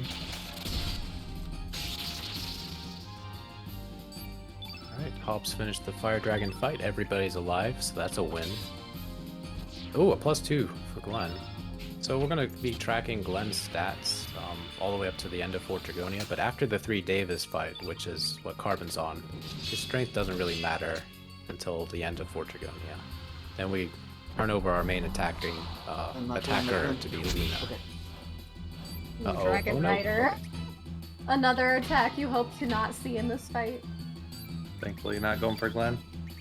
I don't know if Hobbes does the strength and strat, but if not, his combined strength between Serge and Glenn is high enough to have a good chance to kill Marcy outright with the X-Strike. Yeah, so as Carbon exits the 3 Davis fight, Hobbes enters it. So yeah, Carbon entering the fort, basically looking at Lena's magic now. He's at 15 magic. And then Faros shows up here and says, "Oh no, come with me." Okay, so Hobbes has switched into strength strat. So it seems like most runners have added the strength into this fight. To me, the only downside is just getting a low AP roll, which didn't happen for Hobbes, but it can just kind of delay the fight, as we were mentioning the drum roll element from Zoa, etc. Yeah, Marcy, we mentioned how she's pretty fast, but in this fight, she's really likely to get 2 melee attacks off.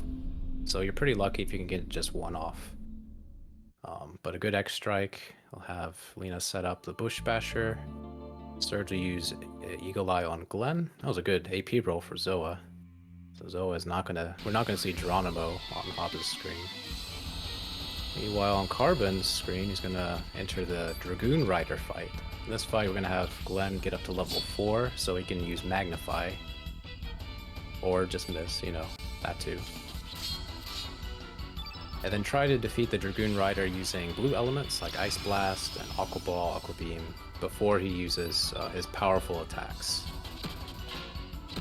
So luckily, Carbon's Lena is very strong, so you shouldn't have too much trouble with that.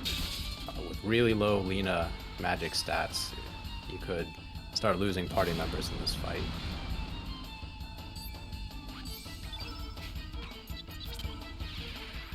So yeah, a part of the 3 Diva fight, it's the turn Glen Blue. Not that Blue does any additional damage to any of these characters that we're fighting. But it's taking advantage of the building up the blue elements on the field. And a really nice fight for Hobbes. And I believe Karsh is green element, so Glenn doesn't do as much damage to Karsh, but when he's turned blue, I think his damage is upped a little bit. But thanks to the extra blue on the field, that definitely helps him out. Well, that's true. I didn't think about that as well. But yeah, Karsh being a green innate, he does have a higher defense from I think we green. were looking for that Ice Blast to actually kill that Dragoon, but it didn't, so Glenn had to finish him off with an Aqua Boom there, so... Yeah, there are many approaches to dealing with the Dragoon Rider. Nice +2 for Carbon on Glenn. You got Lena up to 16 magic. So that'll help kind of solidify that Son of Gun. More than likely won't get a low damage roll from the Frog Prince, which we just picked up. Yeah, a reminder for Carbon is that he does have an extra magic ring. So as Andy mentioned, him reaching that threshold with the extra magic ring will ensure he won't have trouble hitting a damage threshold on an upcoming boss. Yeah, we're gonna have a shift in strategies here from now on. Before, kind of, we were focusing using Serge or Glenn to do damage, and now we're going to be, with this new puzzle in this room coming up, we're going to be putting Lena up as the leader of our party, and we're going to be buffing her up with Genius and getting her magic as high as possible. And the strategy is just getting off 3 blue elements on the field with enough stamina for Lena to also get off the Frog Prince. Before any of the bosses can ruin the field elements and prevent us from summoning. In order to summon in this game, you have to have all 3 field effects match the color of whatever summon you're doing, and in this case, that's our Frog Prince summon that we just acquired. Carbon is now entering the Engineer's Puzzle. I call it the Engineer's Puzzle because there are 3 characters, and you use your select button to switch the orders switch them around in a cyclic pattern, and you can use that little blue template over there to switch them to an anti-cyclic pattern. So there are 6 possible patterns, and each one of them changes the room. Fortunately, the ones that we need are just go in with your regular party, then come over here, switch to the anti-cyclic, go in with the party it makes, and those are the 2 setups you need to get to the pillar and turn it off. There's extra treasures if you want to do all the patterns. There you go. But you have to avoid the bats all the time, so. 17 Hobbes magic. had a for Hobbes. really... Oh, sorry, Andy. Sorry about that. Oh, I was just commenting on the magic. Go ahead. Yeah, I was about to say, Hobbes had a very clean Dragoon Rider fight. He was able to skip the Acacia Breath attack from him, save a little bit of time. But yeah, that's about all I wanted to say. So yeah, I had Carbon leaving that one screen at 45:30, and Hobbes was at 47:10, so just under a 2-minute difference between the runners, which Hobbes has made quite a bit of time back since the fort, or the manor. Yeah, so stats definitely are not everything, but they do help you out on certain fights. But the upcoming boss fights in Fort Dragonia can see quite a bit of variance in the time it takes to defeat all the enemies. But luckily, both runners have a very strong Lena, relatively speaking, so they shouldn't suffer too badly. It's gonna just depend on a few other things, like AP rolls and so on, and hits or misses, but they should be fine.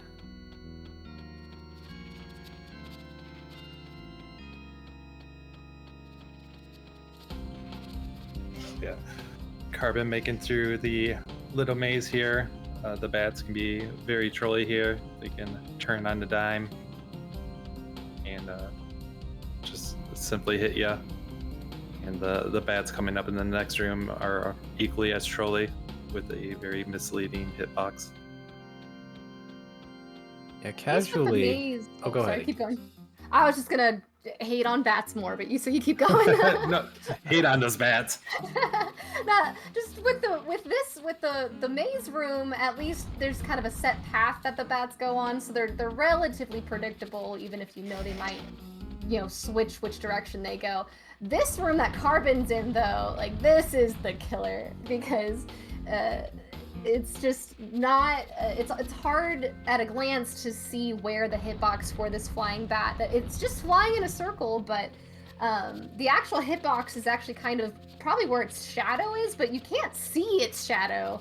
So it's very easy to get into multiple encounters with this bat when you think that you should have easily dodged it. So it's a little infuriating sometimes. Once you get used to it, it's not so bad though. I see Carbon coming up on the giant gloop fight. He's gonna have Glenn run up and try to get to level 4. Of course, Glenn missed, because that's what Glenn does. Then he'd use a Magnify, and then Genius on Lena, and then we go to set up the full blue field for the Frog Prince. But if you get a good enough AP roll, and Glenn doesn't miss, you can set up the field a bit earlier, because all of Giant Gloop's element attacks are blue element innate. So he would use that, what was it called? That first attack that he did, he would use that after the Genius, and that would help you set up that full blue field just a little bit quicker. Is gooey goo. Gooey goo, that was it. Yeah, I appreciate that this just now, I mean, really you can kind of do any of these rooms in any order, but for the speedrun, it's nice that this is the first fight, especially for newer runners. It's a good training wheels fight because since it's blue innate, it kind of does half the work for you, and helps teach how the Lena Frog Prince stat works for the rest of these fights. Yeah, and gives you absolutely. stat ups before you get to them as well.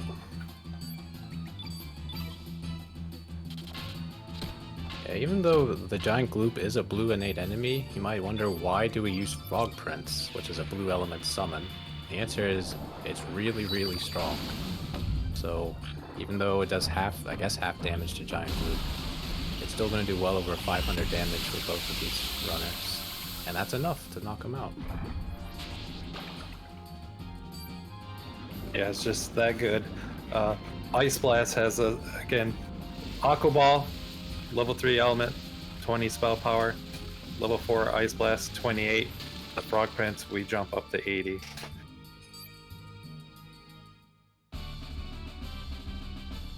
Hobbes is now entering Augustus Glue. He had a better start. He was able to get Magnify off before the gooey goo. And Genius. Well, hold on. And Genius. So, see a little bit of a different fight on Hobbs' screen. Yeah, once upon a time, we used to use Turn Red on the Gloop to up the magic damage. But the switch to Genius strats, you can get away without using the Turn Red, and you have a better chance of getting the quick blue field up. Yeah, if any of the runners had Alina who was less than 15 effective magic strength, they would have to use the Turn Red in addition to Genius to make this fight consistent. So it's a bit of a time investment, but neither of them had to do that.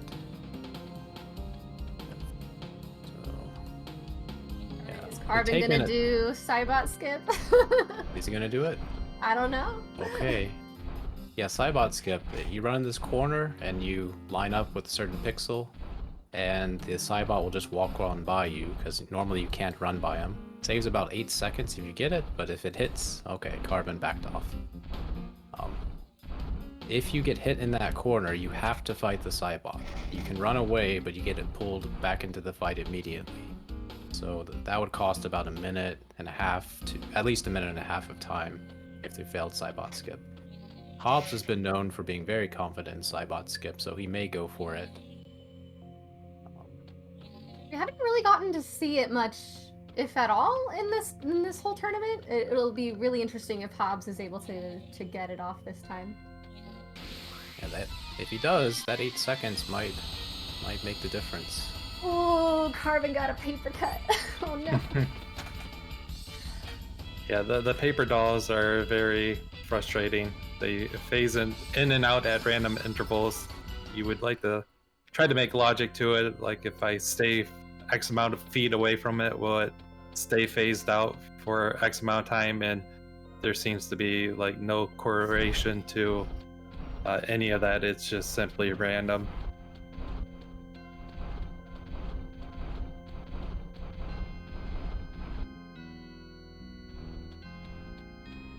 Evil Ash taunting Carbon in chat.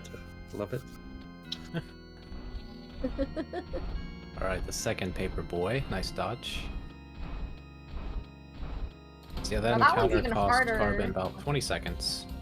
If Hobbes hits another paper boy, then it makes no difference. But Hobbes hits 2, or any, it will affect the time. So as Deeds was mentioning earlier, Augustus Gloop is a really nice training ground for frog prints to learn how to use it and getting the blue field set up. For Taurusoid here, he can be mean. Every time he attacks, he does a tech move, which adds a element to the field, in this case a green element, so it can disturb your blue field. Yeah, so with good HP on Serge, if he gets targeted by Taurusoid on the first attack, you can skip having to heal up Serge, but you generally want Serge to have like 150 HP or more to be safe. But Carbon's been struggling as far as HP with Serge. Meanwhile, Hobbes getting hit with Bat Beam. Unfortunate 0 roll for Hobbes. He got hit by the paper boy.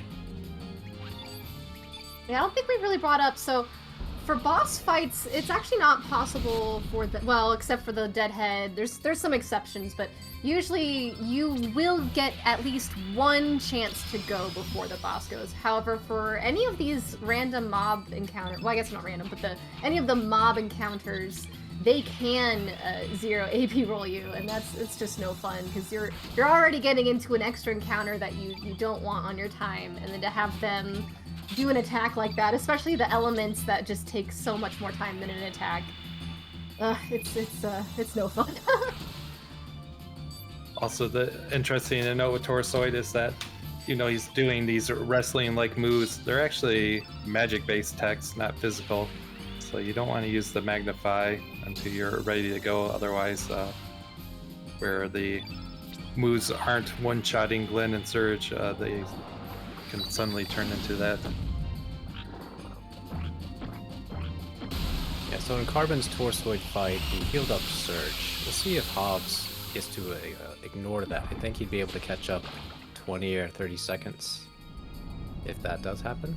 The best way this fight can go is that Taurusoid hits Glenn. Since they're both green element, Glenn naturally resists Taurusoid's but Hobbes' Glenn has incredibly low HP.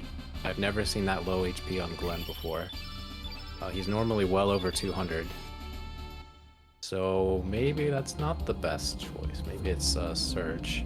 But Lena is the worst choice because you almost certainly have to heal her up or take the risk that she just won't get hit again. So we'll see what Hobbes does.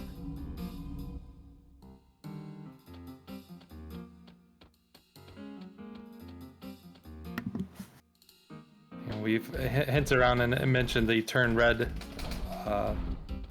using it on enemies and increasing the magic damage. This fight being the first that it's actually done. Oh wow! Okay, Clutch. and Clutch. oh, by 1. By 1. Well, that's good news for Hobbes. He saved time off of Carbon, and he shouldn't have no trouble finishing off Taurusoid. Calculated. Healers will know, you know, the only HP that matters is the last one. I'm sure if we understood, well, I don't understand how like resistance affects damage, like what resistance levels you want for Serge. If I had a better understanding of that, he could have called like Serge being able to survive that attack. But yeah, Hobbes got lucky.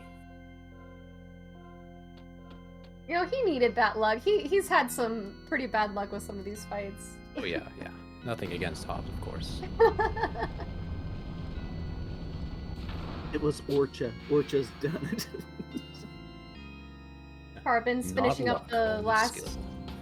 puzzle in this area. It's actually not really much of a puzzle. You just have to make sure you select the correct cardinal direction so that you can activate the pillar. No boss fight. Very easy. And congrats to Hobbes for getting through the. Honestly, Torsoid is kind of the first big troll fight of, in my opinion, of the Fort Dragonia. It's really easy to just mess up the setup for Frog Prince and really just kind of have to run away if you can't really recover, especially if you end up using too many blue elements. So it's you know, Hobbes made that look really easy, you know, really simple, but I know many a runner has lost time having to run away to Taurusoid. Yeah, so on Carbon's screen, we're coming up on the son of a gun fight. And full disclosure, if anybody has they're sensitive to nightmare fuel or clowns or creepy faces, probably best to turn away from this fight. We'll see how it goes for both of them. If Carbon gets a bad start and Hobbes gets a good start on the fight, Hobbes will be able to make up about 30 seconds of time, potentially more or less, but we'll see how it goes. For Carbon, he's going to open up with Serge, hitting a 1-1, and he doesn't want to see Son of a Gun go after that. He wants to be able to attack with Lena to get her to 5 stamina. Except he went, so Oh no. now he's going to do a backup, he'll do whatever he does, and hopefully have no trouble. But both runners have very strong Lena. Oh boy, that miss from Lena, scary. Kissy Wissy. Oh, but it missed. Well, that's It lucky. missed. Yeah, missing is good. Otherwise, Carbon would have to use a Panacea with Glenn to get rid of the fatigue or sleep effect. I think it's the sleep effect. Kissy Wissy. Yeah, Son of Gun has 4 different modes. He always starts off in happy mode, and you switch to sad mode, and there's different attack patterns done based on the mode. Yeah, we see Carbon, he turns Son of a Gun blue twice. So when you turn an enemy the color and turn them the same color again, it cancels out that effect. So it's a little slightly quick way of just getting through the fight. You save frames by not having to use turn blue on anybody else. Yeah, it's just a quick animation. Magic. Go ahead. Oh, I was just gonna say, it's just a quick spell animation. It's just like turn the light switch on and off. If Lena's magic was not as high, you would need extra damage on the sun in order for the Frog Prince to kill it. So you would want to do turn blue on one of your characters, and then like an aqua beam or something at the sun. So you could try to build it up that way. Yeah, Son of Gun's defense is really high. Often the magic spells only do like 1 damage. It's actually better just to do 1s because of the diminishing return on damage. But both our runners have high enough magic to not worry about that. Alright, so kind of start Hobbes gets.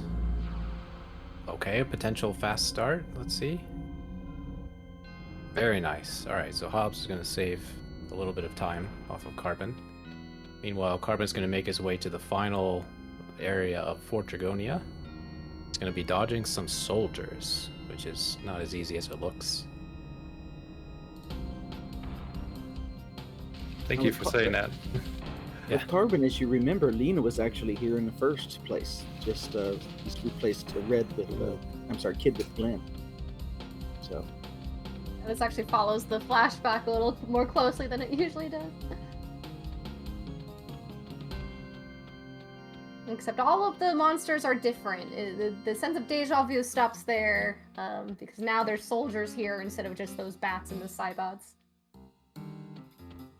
and Lena's magic for Hobbes is huge. That was a 425 on that son of a gun. Oh no. Okay. Okay, Carbon. Oh no. Well then. That's unfortunate for Carbon. That's an opportunity for Hobbes to catch up even more. Yeah, again, whenever you get caught by enemy, it's pretty much 20 seconds out the door between loading into the battle and running away. This Dragoon is quite pesky and gave a bad pattern. Yeah, the I feel like upcoming that boss. Dragoons. Oh, sorry. sorry. Sorry, I'll Deeds, just you go. the Dragoons hit a lot of people in this tournament. I feel like more than usually a little bit, especially for Carbon. Oh, yeah, continue, Corp. Sorry. Oh, no worries. The upcoming boss fight here is a potential run ender. The Bunyip fight, it starts off where he's an enemy with a red element innate, and then he goes into a black element innate in phase 2. But in the red element innate, if he gets a very quick start, he could, well, first he'll use Magma Bomb, and then after that he'll use Inferno, which is an AoE attack that can wipe your whole party. If anybody has exceptional HP, I think Carbon's Glenn does, then he should survive and be able to run away and try the fight again. But it looks like he had a good start, so he's not going to have to worry about the potential Inferno. Yes, But it doesn't end there. In phase 2, you're going to run into problems where you're going to try to set up your Frog Prince in phase 2, and if you get a really early AP roll from Bunyip, you can be prevented from doing that as well. Hobbes tried a different strategy on that Dragoon and failed it there, as he just tried to run past, and you can actually do that sometimes, but in this case the Dragoon caught him. And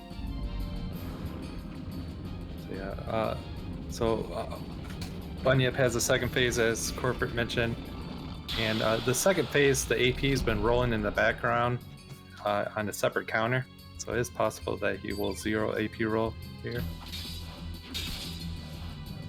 unfortunately not.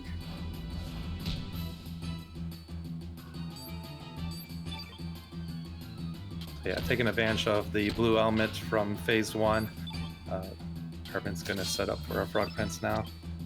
He also unequipped the Frog Prince as a level 5 element and bumped it up to a level 6 element, so it's going to get a 10% damage boost. Attack elements do that in this game.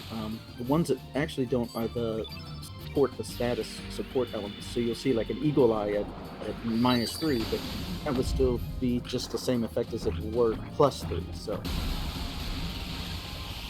Yeah, that fact that Eagle Eye and Strengthen, even though the game's telling you it's a level 4 element, you're able to use it as a level 1 element, and it has no impact on the duration or the power of the spell. And a really nice, clean Bunyip fight for Carbon.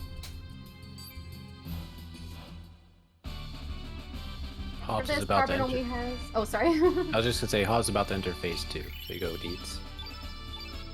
And Carbon just has the final 2. He's just on the home stretch for the end of this race.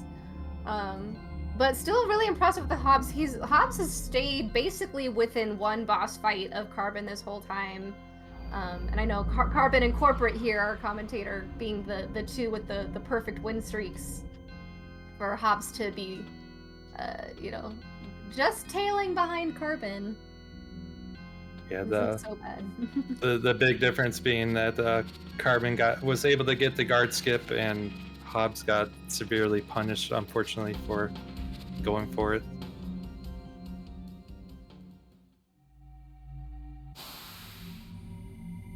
Yeah, Carbon will be approaching the 2 final bosses for this category, Viper and Lynx. I always love runners doing this part because, again, this is just exactly matching the dream sequence at the beginning. But unlike the beginning, where there's a whole bunch of dialogue after you go up the teleport, this time you just go, but it's very easy to get back in that mindset of the dream sequence and wanting to button mash after the teleport, which will just take you back down and, waste time. Because there's no dialogue. But no, that did not happen to Carbon this time, or really any time. That's not as common these days. Yeah, that's happened to me more times than I would like to admit. The teleport of So shame. on Hobbes' as screen, Andy said. he had an okay start, but he got hit by Graviton, and that puts a black element on the field that weakens Serge's attack power, etc. Carbon was able to defeat Bunyip with the Lena he had, did over 1,000 damage with the Frog Prince, and skipped the Graviton phase altogether. His Surge But also, you kind of need a good, strong Serge to do chip damage for that to be effective. So Carbon. had Lena, that as well. 20 strength? Oh my goodness. That's quite a bit for. Yeah, Carbon's Surge was at 18 strength doing that bunyip fight, so it certainly helped. I'm sorry, I was just commenting about how Hobbs got a +2 strength to Lena. So back to physical strats now. Viper being a yellow innate, again taking advantage of that. The greens, or Glenn's a green innate. I just thought of something. There's actually is a boss of every element in this tower. I was thinking, well, of course, originally because you only fight the two on the bottom, and then you fight the white one. Come up. There's a red and a black. They're combined, and then General Viper here is actually your yellow because there is no yellow guardian, and there's no yellow innate. Oh, yeah, that's interesting. So you actually do have to fight one of every element in here. I've actually kind of always wondered the reason why there's no. Well, first of all, the puzzle for the yellow is a pretty involved puzzle and a little time consuming just to solve in general. But the fact that the general here, I've always assumed that's kind of why it hasn't been there. But very interesting observation. And they combined the red with the black, so it takes care of that.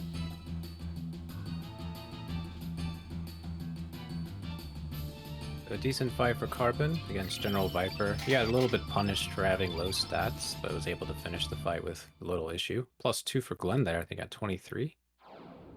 So that'll help him out on the Lynx 2 fight. Lynx, you traitor!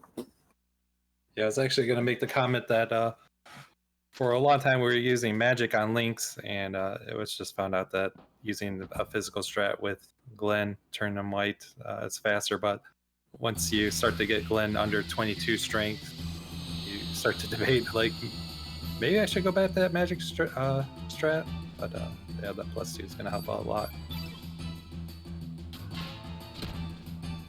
Especially if Serge or Glenn end up dying, sometimes you're like I actually once did successfully pull off the frog prince on the Lynx fight because everyone else ended up dying. Hopefully it doesn't get to that far though. Yeah, so for the Lynx 2 fight, Carbon spends the opening rounds buffing up Glenn. Gonna give him Eagle Eye, Strengthen, and Lena will turn him white, so he does extra damage to Lynx. And then after that, it'll just be Glenn and Serge tag teaming Lynx. Occasionally you can get some really bad luck, and one of the two will get knocked out. In which case, you probably either revive if you're able to, or have Lena step in and use Ice Blast. But hopefully that doesn't happen to either runner. It's like Lynx is picking on Glenn today. Alright, Hobbs just finished his Viper, so we will be going into the Lynx fight. This is a very close race. Lynx always uses one of Surge's elements on this turn.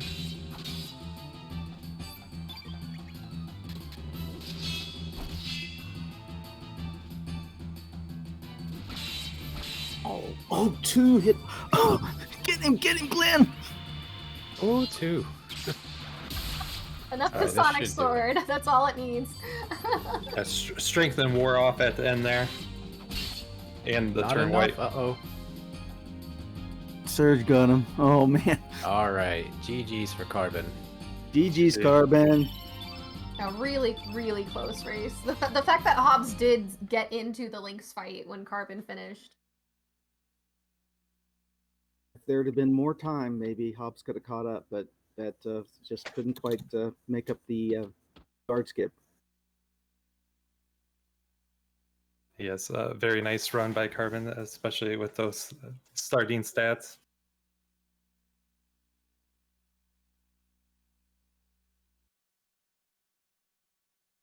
Yeah, Carbon just made it feel like he didn't have bad stats at all, like this whole time. Like, what were we saying? We were just lying to everybody. How smooth he made it look.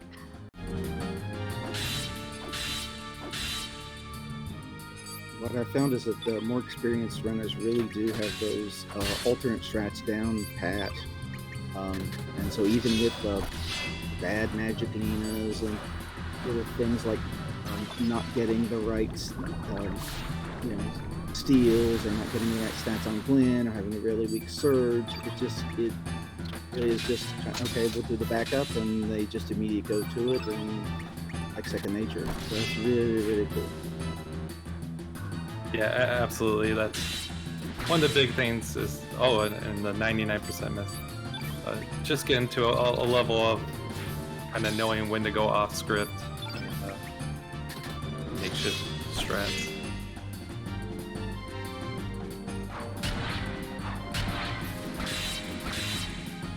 Oh, Unfortunately, Hobbes getting punished for that 99% miss, but he's really close. Should be able to finish him off here.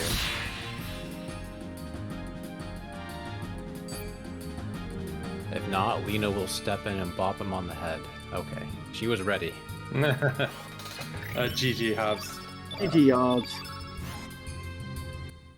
It really was a good race. It came down to that guard skip and the super punish, but maybe amazing performance by both of our runners.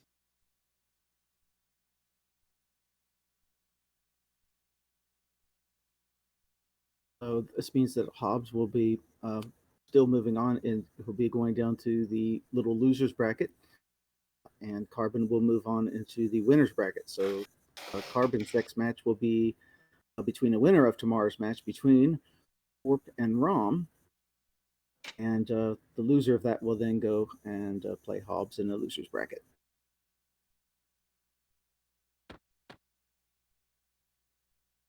I wonder if either of these are going to decide to go on.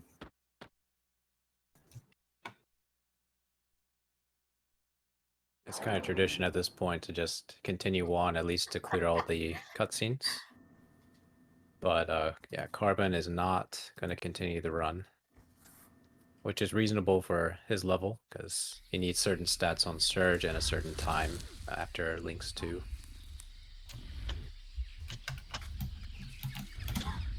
In chat, I just linked a link to the Discord for anyone interested in learning the speedrun for Chrono Cross or Chrono Trigger. We shared the same Discord, so you are more than welcome. Both communities are very helpful. Or even if you just like making bad puns and stuff, you know, they're very welcoming. So there you go. Yes, come join us. Join our community. It's awesome. It's a great community.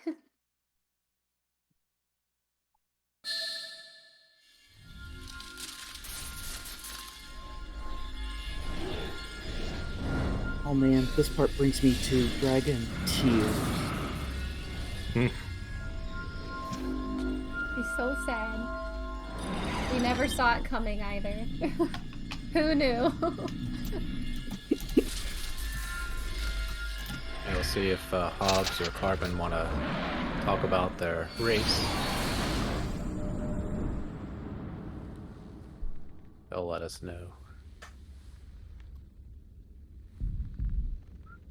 Yeah, Spike said it really well in RPG Limit Break 2016 with his run with Evil Ash, that the artist's job of showing Lynx, like when Surge's spirit is Lynx or Surge's Lynx, of kind of the facial expression difference in that cutscene. Hello, everybody. Oh, hey, Hey, Hobbs. Hobbs. GG Hobbs. GG's Hobbs and Carbon. That was a fun one. You did really well. It was just so unfortunate that you got punished so hard for that guard skip. Yeah, It was my fault. it was your fault. I mentioned that you could rope in 2 guards and then it happened to you, so sorry. That's what happened. So like, Andy, you jinxed everyone. I heard it. You're like, oh, I hope this doesn't happen. Oh, it happened. Okay. Well, I was trying to jinx you. Thank you. Sorry. so it's okay. It's okay. So at that strength, like, as cursed as guard skip has been for me in this tournament, I shouldn't have gone for it. Especially with that strength, it really wasn't necessary. And then on top of it, I did not see the guard up above, so got highly We punished both for had that. but- identical bad luck on the ship, just to let you know, because we saw Carbon with that 4-Wraith fight having to run away and getting second key, and then of course you Hobbes also had the 4-Wraith fight, had to run away and got second key. So it's really interesting how much that actually does match sometimes in the RNG. Yeah, I didn't see your run, Hobbs, but I think this was a good race to kind of show one how stats aren't everything, and how Yep. it's really more important that you hit stuff. Because a lot of my time loss I felt was just to misses. I'm sure Hobbs, you had your own fair share, but Actually, Carbon, I when thought you're you were hitting very well, and with the crits too. So you had a lot of hits and crits, and that made up for a lot of your strength deficits. they were actually at really bad times. You're talking about the Fire Dragon one. Yes. Yeah, that didn't. I mean, it helped. I probably ended up doing elements that I could have skipped, knowing that I got those crits. But I don't know. Most of my ghost ship time loss was to those misses and stuff. But I mean, it's just there's a lot for this game. Like I think Hobbs, you also had like a fast Dragoon fight, which is pretty much comes down to just if you can get your AP levels off before his first turn. So it's just small things like that, and Yeah. they just add up. Absolutely. I was mentioning that during the race that this was a great showcase of, especially for that first hour, that hits and starting AP can play a big role in your time. And that Yeah. certainly carries on for the rest. Yeah, I think, I mean, really for me, yeah, I mean, there were definitely misses earlier on, like with catch-up fight.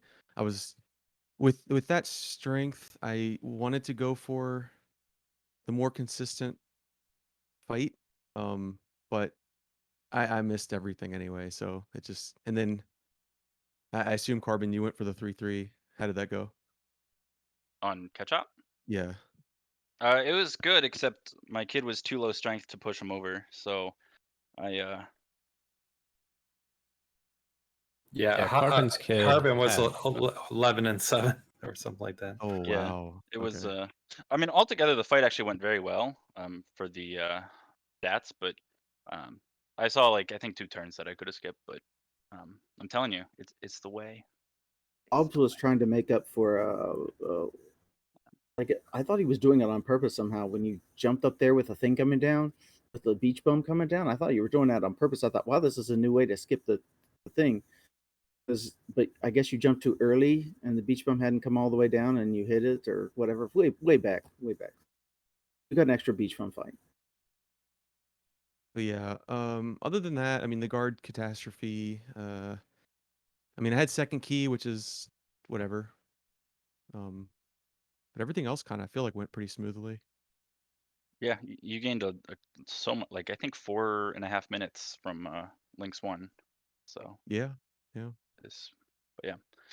Yeah, I think the this is a only good other one. thing that I kind of want to comment on is Andy, you were saying at the end where it's like if your Glen is kind of lower strength, you're like, oh, maybe we should go back to the Frog Prince strat on Lynx 2.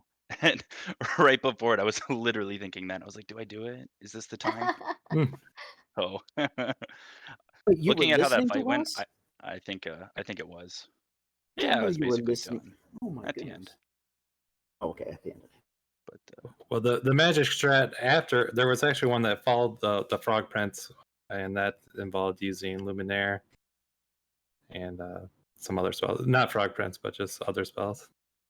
I was actually about to mention that you had made this giant table of when to use the Frog Prince strat against Lynx or not. me? Yeah, you were the one said, well, if his strength is really Well, low and Venus magic is X high, then it's you still speculation right now. Like I have some examples, but it's not enough to be concrete. So Yeah, it's like for Carbon's situation of being so low with Glenn, you could have a strat to go with buying a turn green, and if Serge was at a high level, use him as a Glenn. But you would end up with such a large like flow chart of a note, and it's really on the low side to happen. So it's not so easy to just kind of take on that time hit of switching up the strats. What's Lynx 2's AP role? We can take that offline, Doc. Oh, I'm sorry. I didn't know what it was. Yeah, I should probably wrap it up. But good race, everybody. Thank you all. Yes, Really appreciate it. thank you. And Very entertaining to watch. Yeah. and I good know it's the comms, new everyone. layout, so it's fun seeing those. So thank you, Dine, for making that and for restreaming. Underappreciated job, are often underappreciated. So thank you so much for your continued work and for everyone else's work as well. Yep. Yeah. Thank you, Dine, very much. GG's again, Carbon. That was a lot of fun, man. Yeah, GG's Hobbs. GG to Carbon. He will move on to the semifinals. Very, very close race. As it's said by commentary many of times, strength isn't everything, and I think this is probably one of the better show-offs of it. So with wrapping it up, we'll be back tomorrow with Corporate Image versus Rom Timony for the last of the winners rounds brackets. We'll be back at 4 p.m. EDT as usual. Thank you to RPG Limit Break for allowing us to broadcast this on your channel to reach a wider audience. This whole event's been amazing so far.